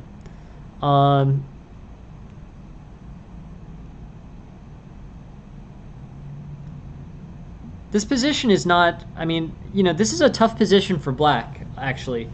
I'm wondering if bishop to c3 should be played. Okay, so you're up. So first, you're up a pawn as black, so that's good. The second thing is, your h pawns are not as strong as regular pawns. Trading one of your h pawns for any other pawn on the board is a big win in that trade for you. So here, what I would do, I think, is probably, I think, either bishop to c7. If you can even trade one of your doubled h pawns for one of white's doubled f pawns, that's good for you. So in terms of moving this forward, I think basically, on bishop to f6, black should be ready to play knight d7 and knight takes f6. F6 looks dangerous because it wins the h7 pawn, but it doesn't. But it isn't actually that great to trade this f5 pawn for this h7 pawn. That's actually a trade that's good for you. So, like, say here, bishop c7, f6, knight d7, bishop takes h7, knight takes f6. This is actually good for black. That h pawn, those h pawns were worth very little, and the f pawns weren't great either, but they were worth more than the h pawns. Yeah, no, that makes sense. But the thing is, it doesn't really, it's not really that valuable. The h7 pawn is not super valuable. It's basically just, not going to, it's worth trading for any other pawn, including the pawn on f5. So letting this actually happen, I don't think is bad for black at any real point. This whole trading maneuver is good for black. I think emphasis. So two things on this endgame. I think keeping it from going into an opposite colored bishop endgame, it should be a relatively high priority for black, who's winning. Might not be possible, but it's a priority. And then I would worry less about losing these rook pawns, or losing one of these rook pawns. Losing one of these rook pawns is not that bad. Trading basically either h7 or h6 for any other pawn is a win. Is a win for black. If black plays bishop c7 and the rook plays h3, I guess that doesn't really even trade off pawns. It just loses the f4 pawn. But if the situation comes trading h6 for f4, that's good for black. If the situation comes to trading h7 for f5, that's also good for black. So in the end of that, trading a doubled rook pawn is worth very little. So I would not be too worried about losing one of them. Losing both of them could become more complicated. Losing both of them, and white basically has a passed pawn. So that's probably something that you would feel more strongly about avoiding. But in terms of worrying about f6 and then this threat on, I understand the point of, I understand the point of not wanting to lose the h7 pawn. But I think you want to, not be too optimistic about the value of both of them. Doubled rook pawns are very weak, in general. Like doubled rook pawns are not worth more than one pawn. Not worth much more than one pawn. They're probably worth 1.2 pawns or something. So losing one of them is, only a 0.2 loss to you or something like that. I mean, it's not much. And it's a great trade if you can trade a pawn worth 0.2 for a pawn worth 1 or a pawn worth 0.7 or 8 or whatever. That's always going to be a good trade. So I would worry less about this tactic, given the idea that this tactic requires f6, which makes the f pawns more vulnerable in order to attack your h7 pawn. But yeah, let's keep going. Rook e3. I mean, this is getting dangerous. That a pawn is advancing quickly. Darn. Okay, cool. Yeah, I see. No, I see what happened. Interesting. So yeah, let's slow down for just a bit here. But you basically get towards equality. I would keep the knights on. First, the thing is definitely keeping the knights on is good for black's winning chances. Rook h3, bishop a5. I think bishop a5 is really just kind of a blunder here. Bishop a5 turns it into an opposite colored bishop endgame. Like I would consider a rook and opposite colored bishop endgame to definitely be closer to an opposite colored bishop endgame than a rook and two minor piece endgame. Yeah. No, I think that's right. I think that's right, DeVerto. I think that's the idea.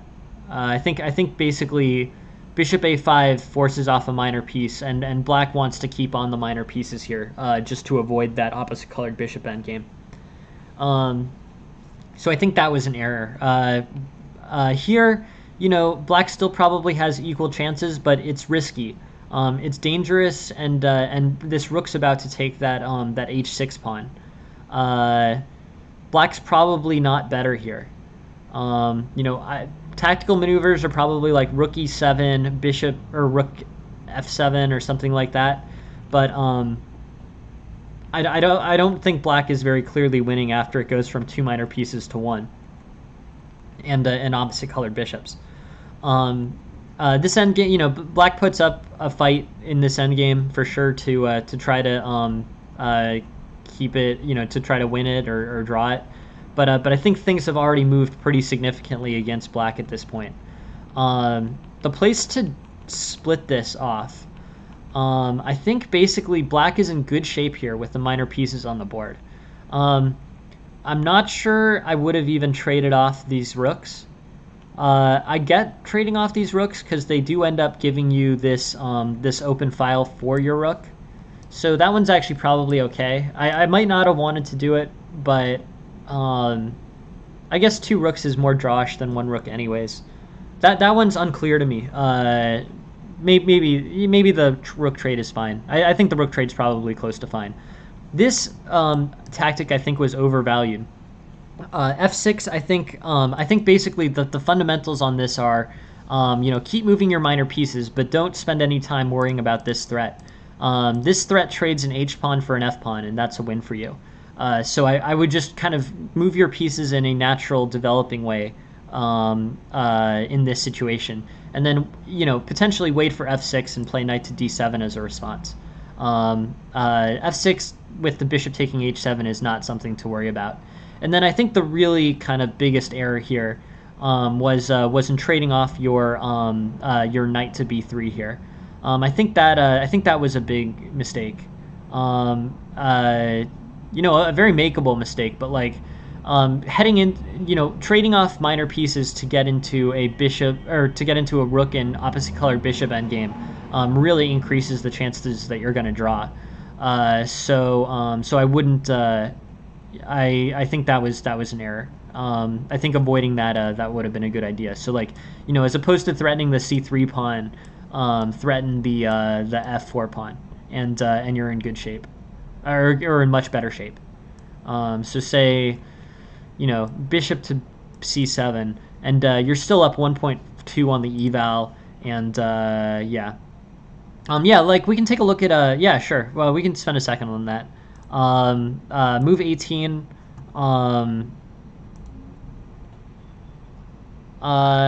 I think this opens up. It basically unnecessarily opens up a line of attack on the white king.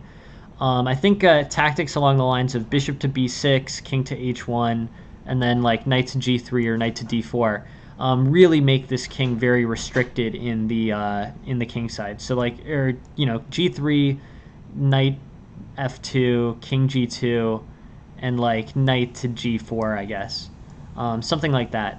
E3 is a big attacking square, but basically f4 allows way stronger maneuvering of black into white's king side. That's why it's a problem. Yeah, I'll take a look. But yeah, I would say this f4 allows black in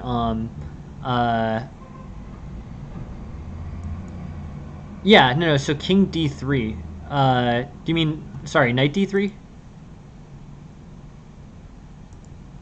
So f4, bishop b6, king h1, knight to d3. Looks fine to, I mean, this engine seems all right with it. I think my whole idea is that the fundamentally letting the black, knight to d3 immediately. Yeah, just because rook f3 potentially allows you to play king e1 as a response. But overall, this kingside attack gets this kingside attack gets weaker the more moves that you allow. So something like h3 or g3 here, I think are better for white. So let's see, like g3, d5. I mean, it's still good. This is still good for black. Why did the eval shift there? It's a good question. Yep.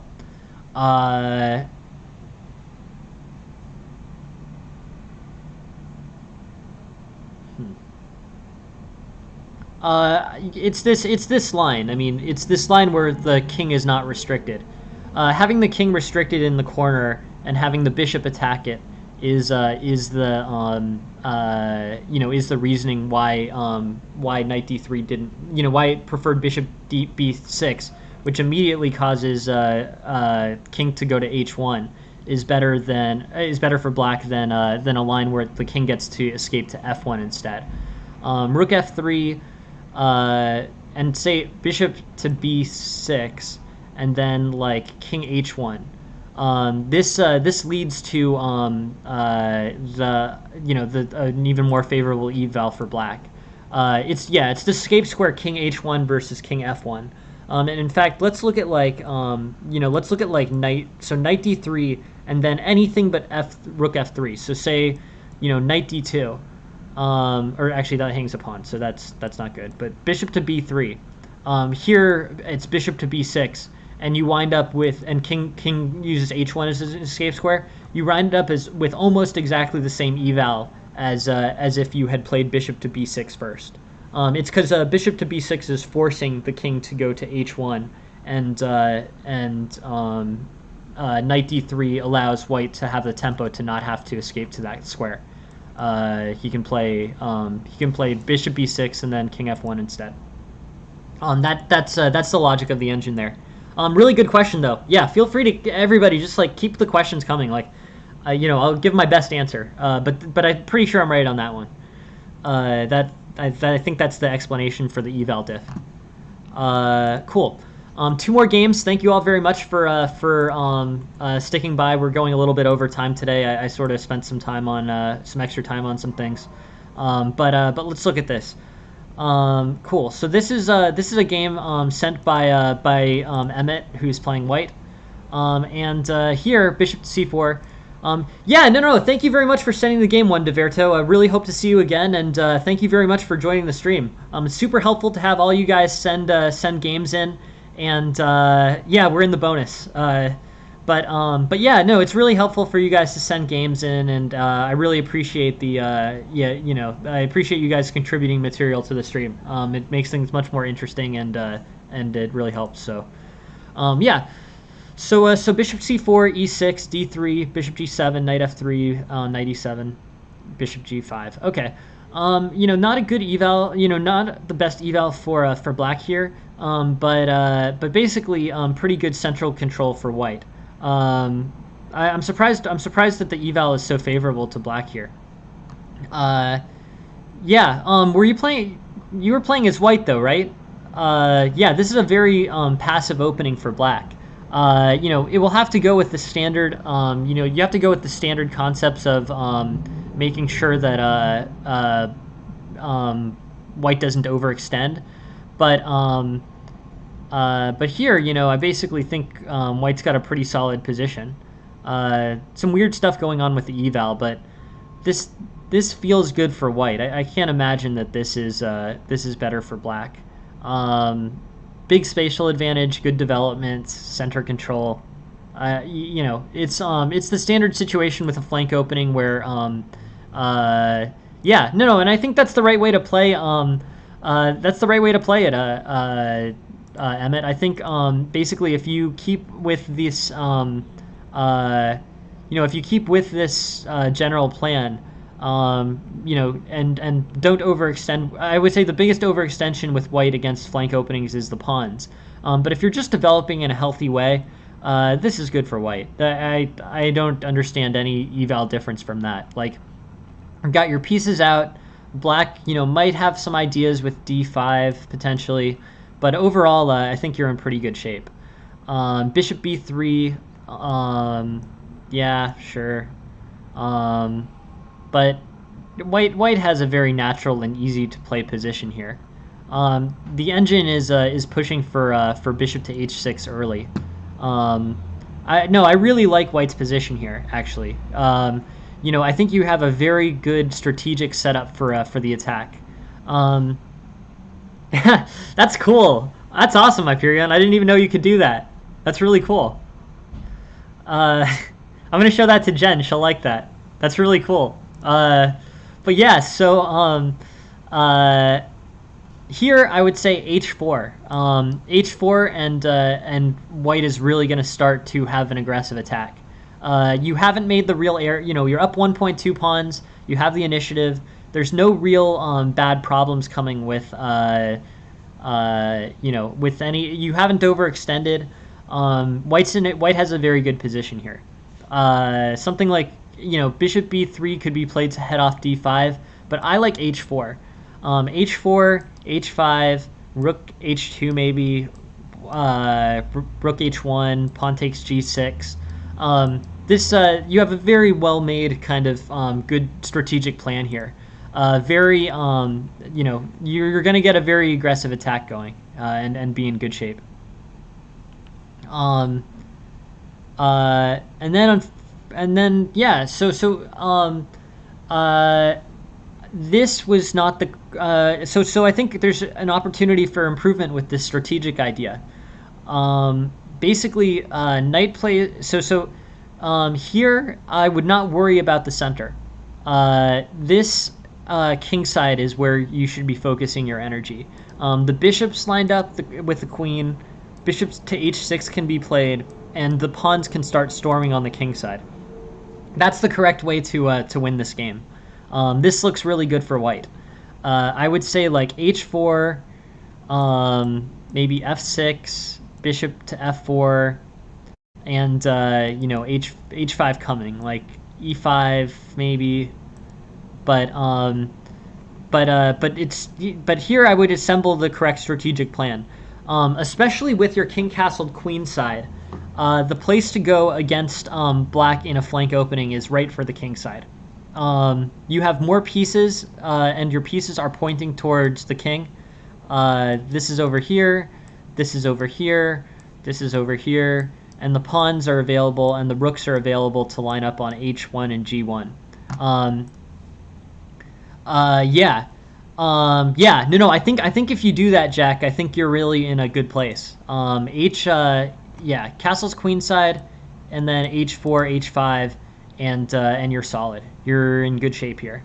f6, bishop h6. White's got a lot of chances.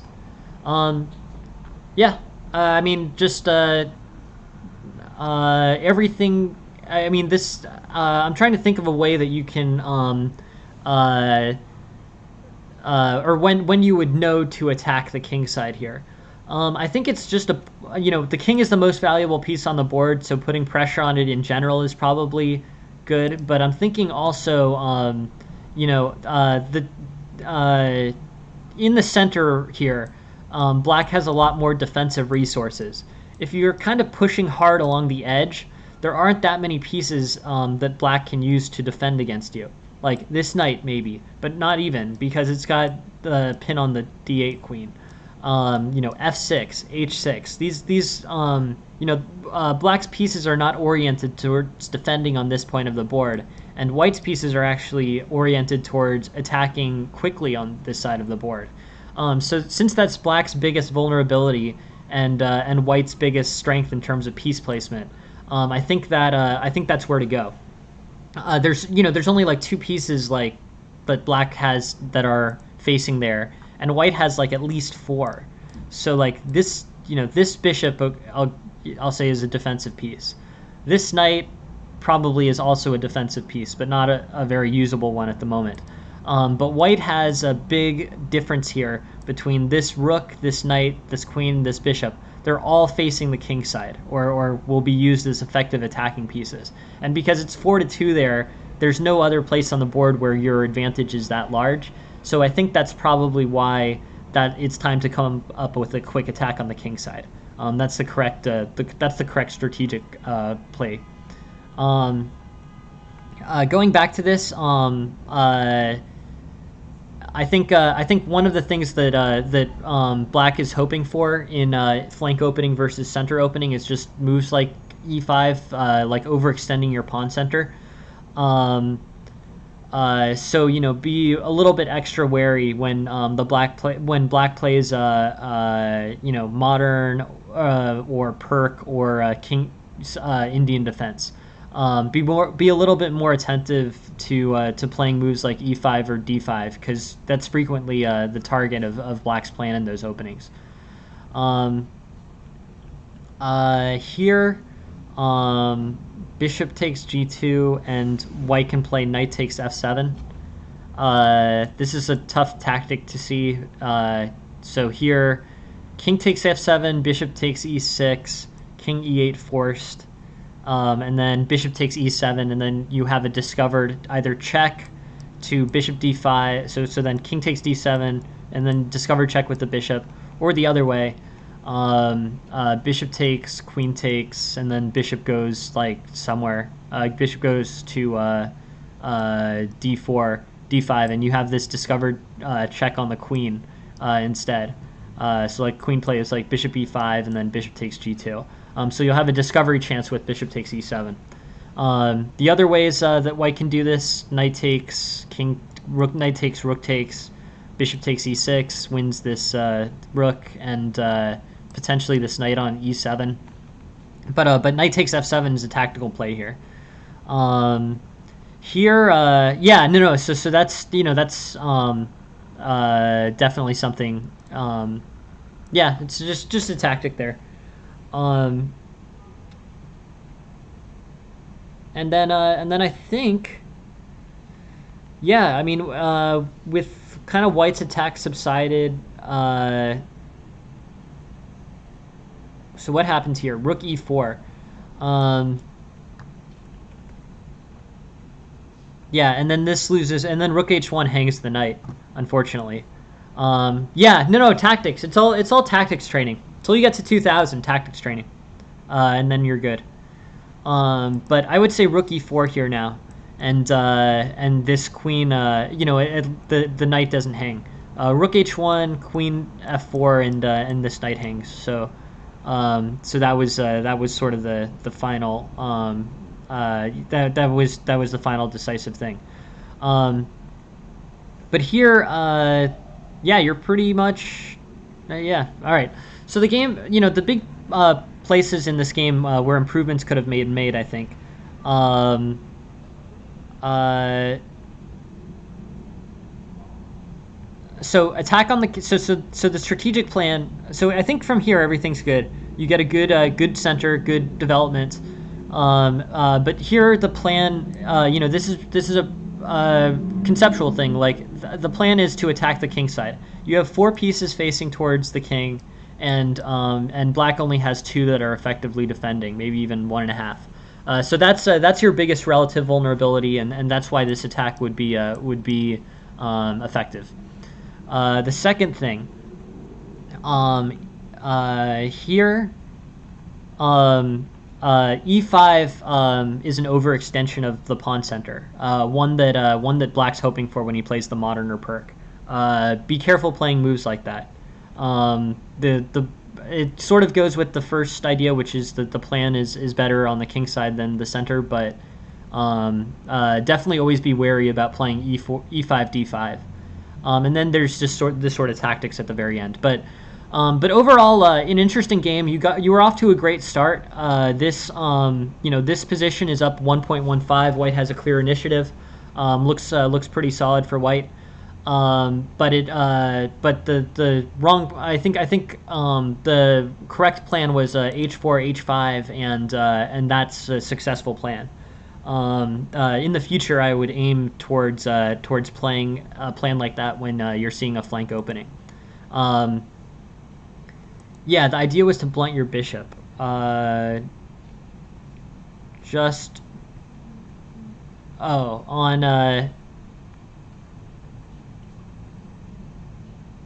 sorry, on which move, Jack?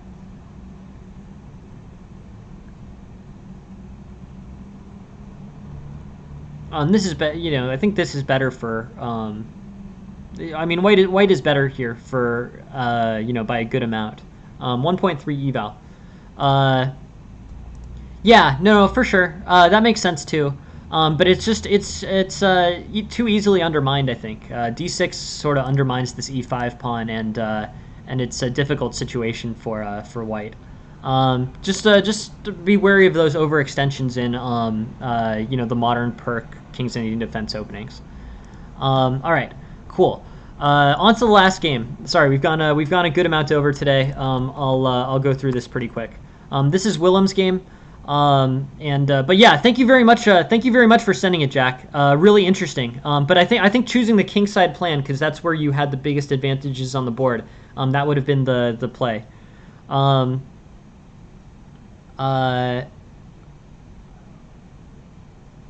Yeah, potentially. Yeah, I mean, because black will probably have to play c6 or knight d7. So that can be a tactical resource to make the b7 bishop weaker by blocking it, Hyperion. Yeah, no, interesting point. Yeah, no, thank you very much for sending the game, Jack, and yeah, please keep sending them. Super helpful, super interesting. Sorry we've gone so long today, and thank you very much for sticking around. And Willem as well. Thank you very much for sticking around. I'll try to. I'm really going to try to make these go to an hour and a half because I've been doing this a bit slowly. But thank you very much all for being here, and thank you all for contributing. This is Willem's game. Willem plays white.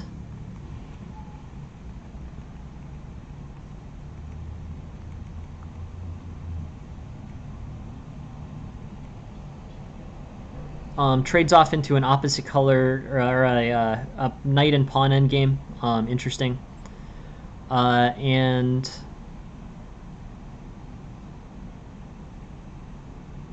yeah, looks pretty drawish, right? I think this is a draw. Yep. Ends up being a draw. Hey, Electric Horse, welcome back. Thank you for joining the stream. No worries, Ophelia. No. I wanted to take and not all of that was on your game. I wanted to answer some questions about training strategies, and I did that while I was looking at Ophelion's game. But I do think I should speed it up because I don't want to keep people. First, among other things, I don't want to keep people waiting longer than an hour and a half to get to their games. Yeah, but now we're on the last one, so nobody's waiting. So we can give Willem's game as well the time that we can. Okay, so from here it looks about equal. Let's go to the opening. It ends up being a minor pawn endgame, or a minor piece endgame. This is Sicilian Alpin. This tends to be good for white and good if it simplifies this way. Black and white have a symmetrical, symmetrical pawn structure. They both have an open C file. So the normal characteristics of like rook c8 are not as strong there. Basically, one of the main inequalities in the Sicilian opening is running the e4 pawn against the c5 pawn, and then the rook gets the rook on for black gets to get posted on the c8 file and control the c file. Bishop to d2, queen a5, bishop takes b4, queen d2, queen takes, knight e7, bishop b5. Okay, awesome. Now we're in, basically it feels like this game is really pretty close to equality, which I guess can happen in the Sicilian Alpin, right? I mean, the center is symmetrical. White has like, a lead in the center. But overall, this, ends up being sort of drawish. Knight g6, g3, knight g4, and really very equal game. When you have a game this equal, I sort of wonder if you're supposed to set up like a bit or longer term plan that has the potential to give you an edge. This just turns very drawish. I want to make sure I know exactly where it goes from being white initiative to equality. Here, knight to c3 continues white's development in a pretty healthy way. I think this was better than bishop takes b4. I think bishop takes b4 is what steers this towards a draw. Simplifying for white was not particularly good here. Here, queen d2, and then the queen trades off, and then you're basically already in a position where white has a better center. White has maybe one extra developing move, but basically the initiative that white generally has is really diminished here. I think here instead, knight to c3. I understand that you're getting attacked and that this maintains tension, but quicker development as opposed to trading down, I think increase white's winning chances here. This gets way, it gets way more drawish than I think white would prefer. So here, yeah, I mean, basically, this is a little better for white, maybe. This was an opportunity where, maybe white had some corralling the knight chances, but a game that's pretty much dominated by the opportunity to turn into a draw, and it did. I mean, it basically played off almost completely equally the entire game. There was a blunder here. It looks like a tactical error. Here, knight takes d5, e takes d5, king d5, king d4, king c6, and then king e5 would have won, actually. So white got an opportunity in the endgame here. That's an improvement. This sort of highlights the value of opposition. So with pawn takes here, white seizes the opposition with d4, and either way, he's going to win this pawn. This is actually a pretty important concept. This pawn is isolated, and the black king is held by white's opposition here. The king either way, king there and then king there, and then the king can't defend. King there and then king there, and then the king can't defend. And these pawns will eventually run out of moves as well. It's a good question. Good question, Electric Horse.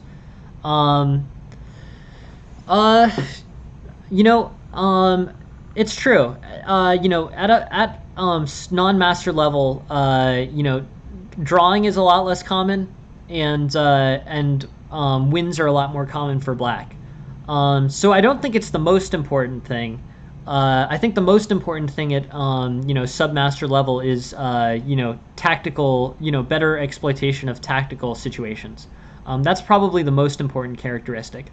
That said, being the attacker at submaster level can occasionally be very valuable. The concept of basically practical compensation is more and more of a concept. At the lower the rating, the more important practical compensation is. So initiative is important at the non-master level in the sense that it can turn into attacks. If white hasn't the initiative, if white has a 1 or 2 move tempo situation, he can turn that into an attack, and that being on the attacking side is going to be more valuable. I really love that tactics. I love that tactics emote. It's so nice of them to make it because it's really funny, and I like the one with sunglasses too. It's awesome. But yeah, it's a good question, Electric Horse, and I think basically using the white can use the tempo, or black can use one tempo to start an attack. And because the tactical play is a little bit more rough at class level, being the attacker offers you opportunities to win in a way that it might not if the play, if the tactical play were a bit cleaner. So that's where I think the real advantage in having the initiative is. There's always an advantage in having the initiative. At grandmaster level, somewhere above where I am for sure. Being able to push that tempo into the end game is the way that you would win. But at class level, that tempo is similarly valuable. It offers you an opportunity to become the aggressor in the game, and that has a lot of value from a practical perspective in a tournament game. Just giving your opponent the opportunity to miss like a mate in 3 or a 1 piece in 3 moves, you'll get good returns on that at class level, and that's sort of what you're playing for when you have a time advantage. So at the end of the game, at the end of the day, keeping the initiative is very important for differing reasons generally, at different or reasons of varying importance at different levels. But keeping tempo, if you can, is still very important. But tactics become a higher and higher percentage of the play. Below master level, or tactics become a much bigger differentiator in most games at class level. So anyways, it's a really good question, Electric Horse, but I would vote that time is always important, because time offers you the ability to turn into an attack. Okay. This is this is a drawish game for white. Hey, thank you very much for the follow, Edit. I appreciate it. Thank you. Thank you very much for joining the stream. But here, I mean, it's an idea. That's my take on it, Electric. I hope that's somewhat helpful. But yeah, differing reasons, but time is always important. In chess, time is the only thing, chess as in life, as, to put it in a kind of ridiculous way. The only thing you can't get back is time. You know, other things you can always get back, but the only constant in chess is that it's always you making one move and the other person making one move. There's no other rule in chess that holds as solidly as that one. That one is absolutely always true. Um, so time is always important, and doing things as efficiently as possible and gaining time with them is always really important in chess. Um, anyways, yeah, no, I'm joking around, and I don't think it's as I don't mean to be philosophical about it, but it's always one move for you and one move for him. So it's important that you make your moves better, and if you get an opportunity to gain some time on that one move versus one move setup, it's definitely worth doing it. Anyways, uh, this yeah, this game played out very equally. The one improvement that I'm going to offer, just as a takeaway for this, is I think you should keep the material on the board. This is one of those cases where the situation just became overly simplified. If you develop straightforwardly here, basically you're trading off developed piece for developed piece here, and that's going to lead you towards a drawish situation. But this this leads things in a drawish way. I would play knight c3 here, keep material on, and maintain some of the pressure. That will decrease drawing chances. There are still some opportunities for white and black here. That one I picked out in the king and pawn endgame is important. This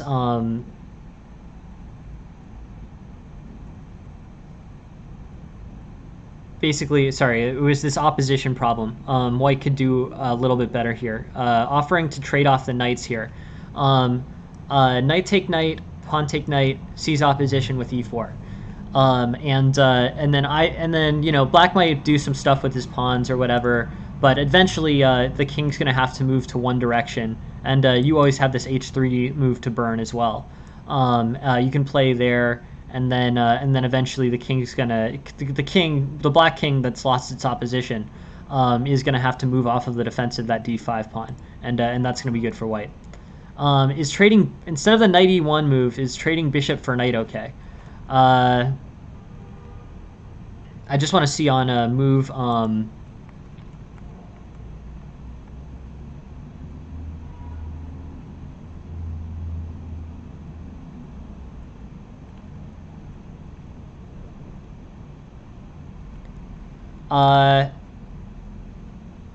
Sorry, I just want to make sure I give you or I'm looking at the right move here, Electric Horse. Is that on a move,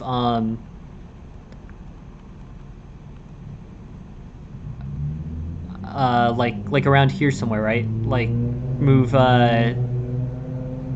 20 or so?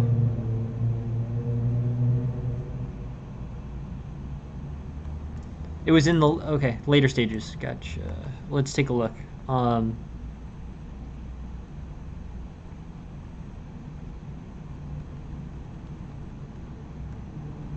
Here, okay. Yeah, let's take a look at this position. So the knight is pinned. Okay, on c6.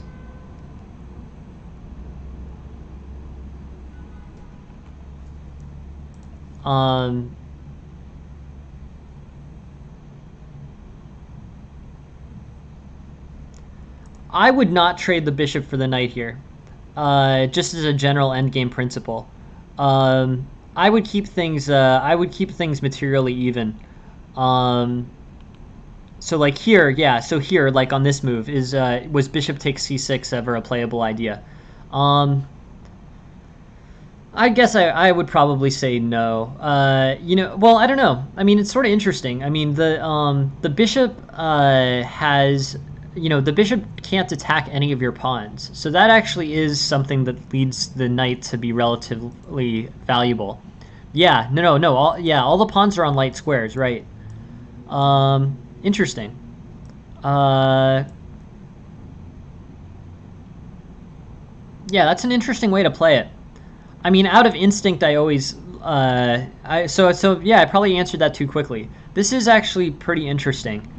It's going to be a very complicated minor piece endgame, but uh, potentially super interesting.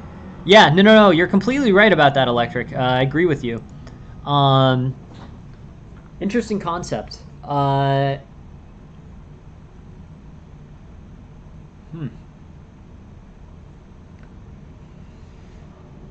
Yeah, that's like a really. I mean, that's that's a GM level question, to be honest. That's a really tough question.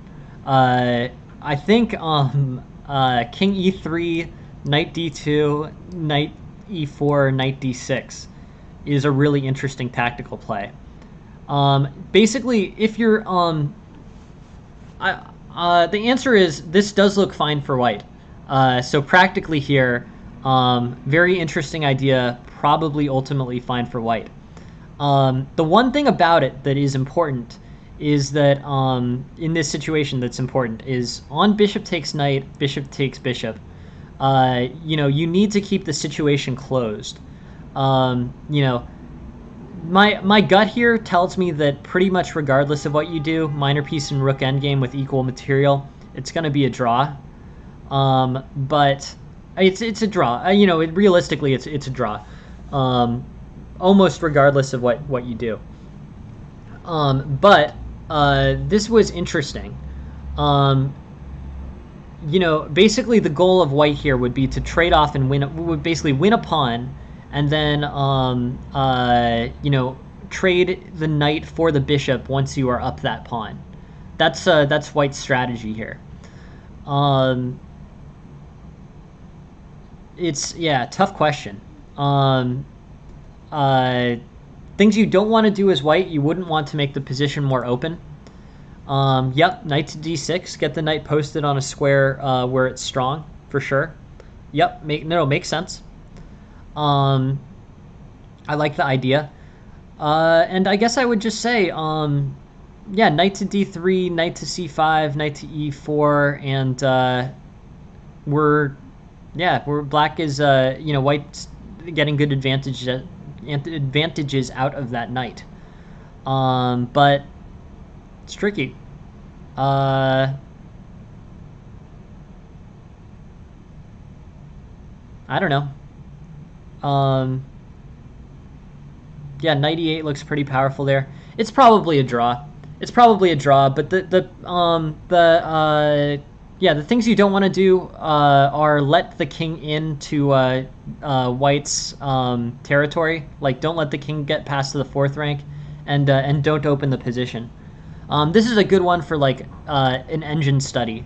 An engine study would come up with some aggressive lines, but the answer is yes, it is playable there. But in terms of looking at this game, I guess I would say the biggest pieces to change were avoiding that very drawish middle game.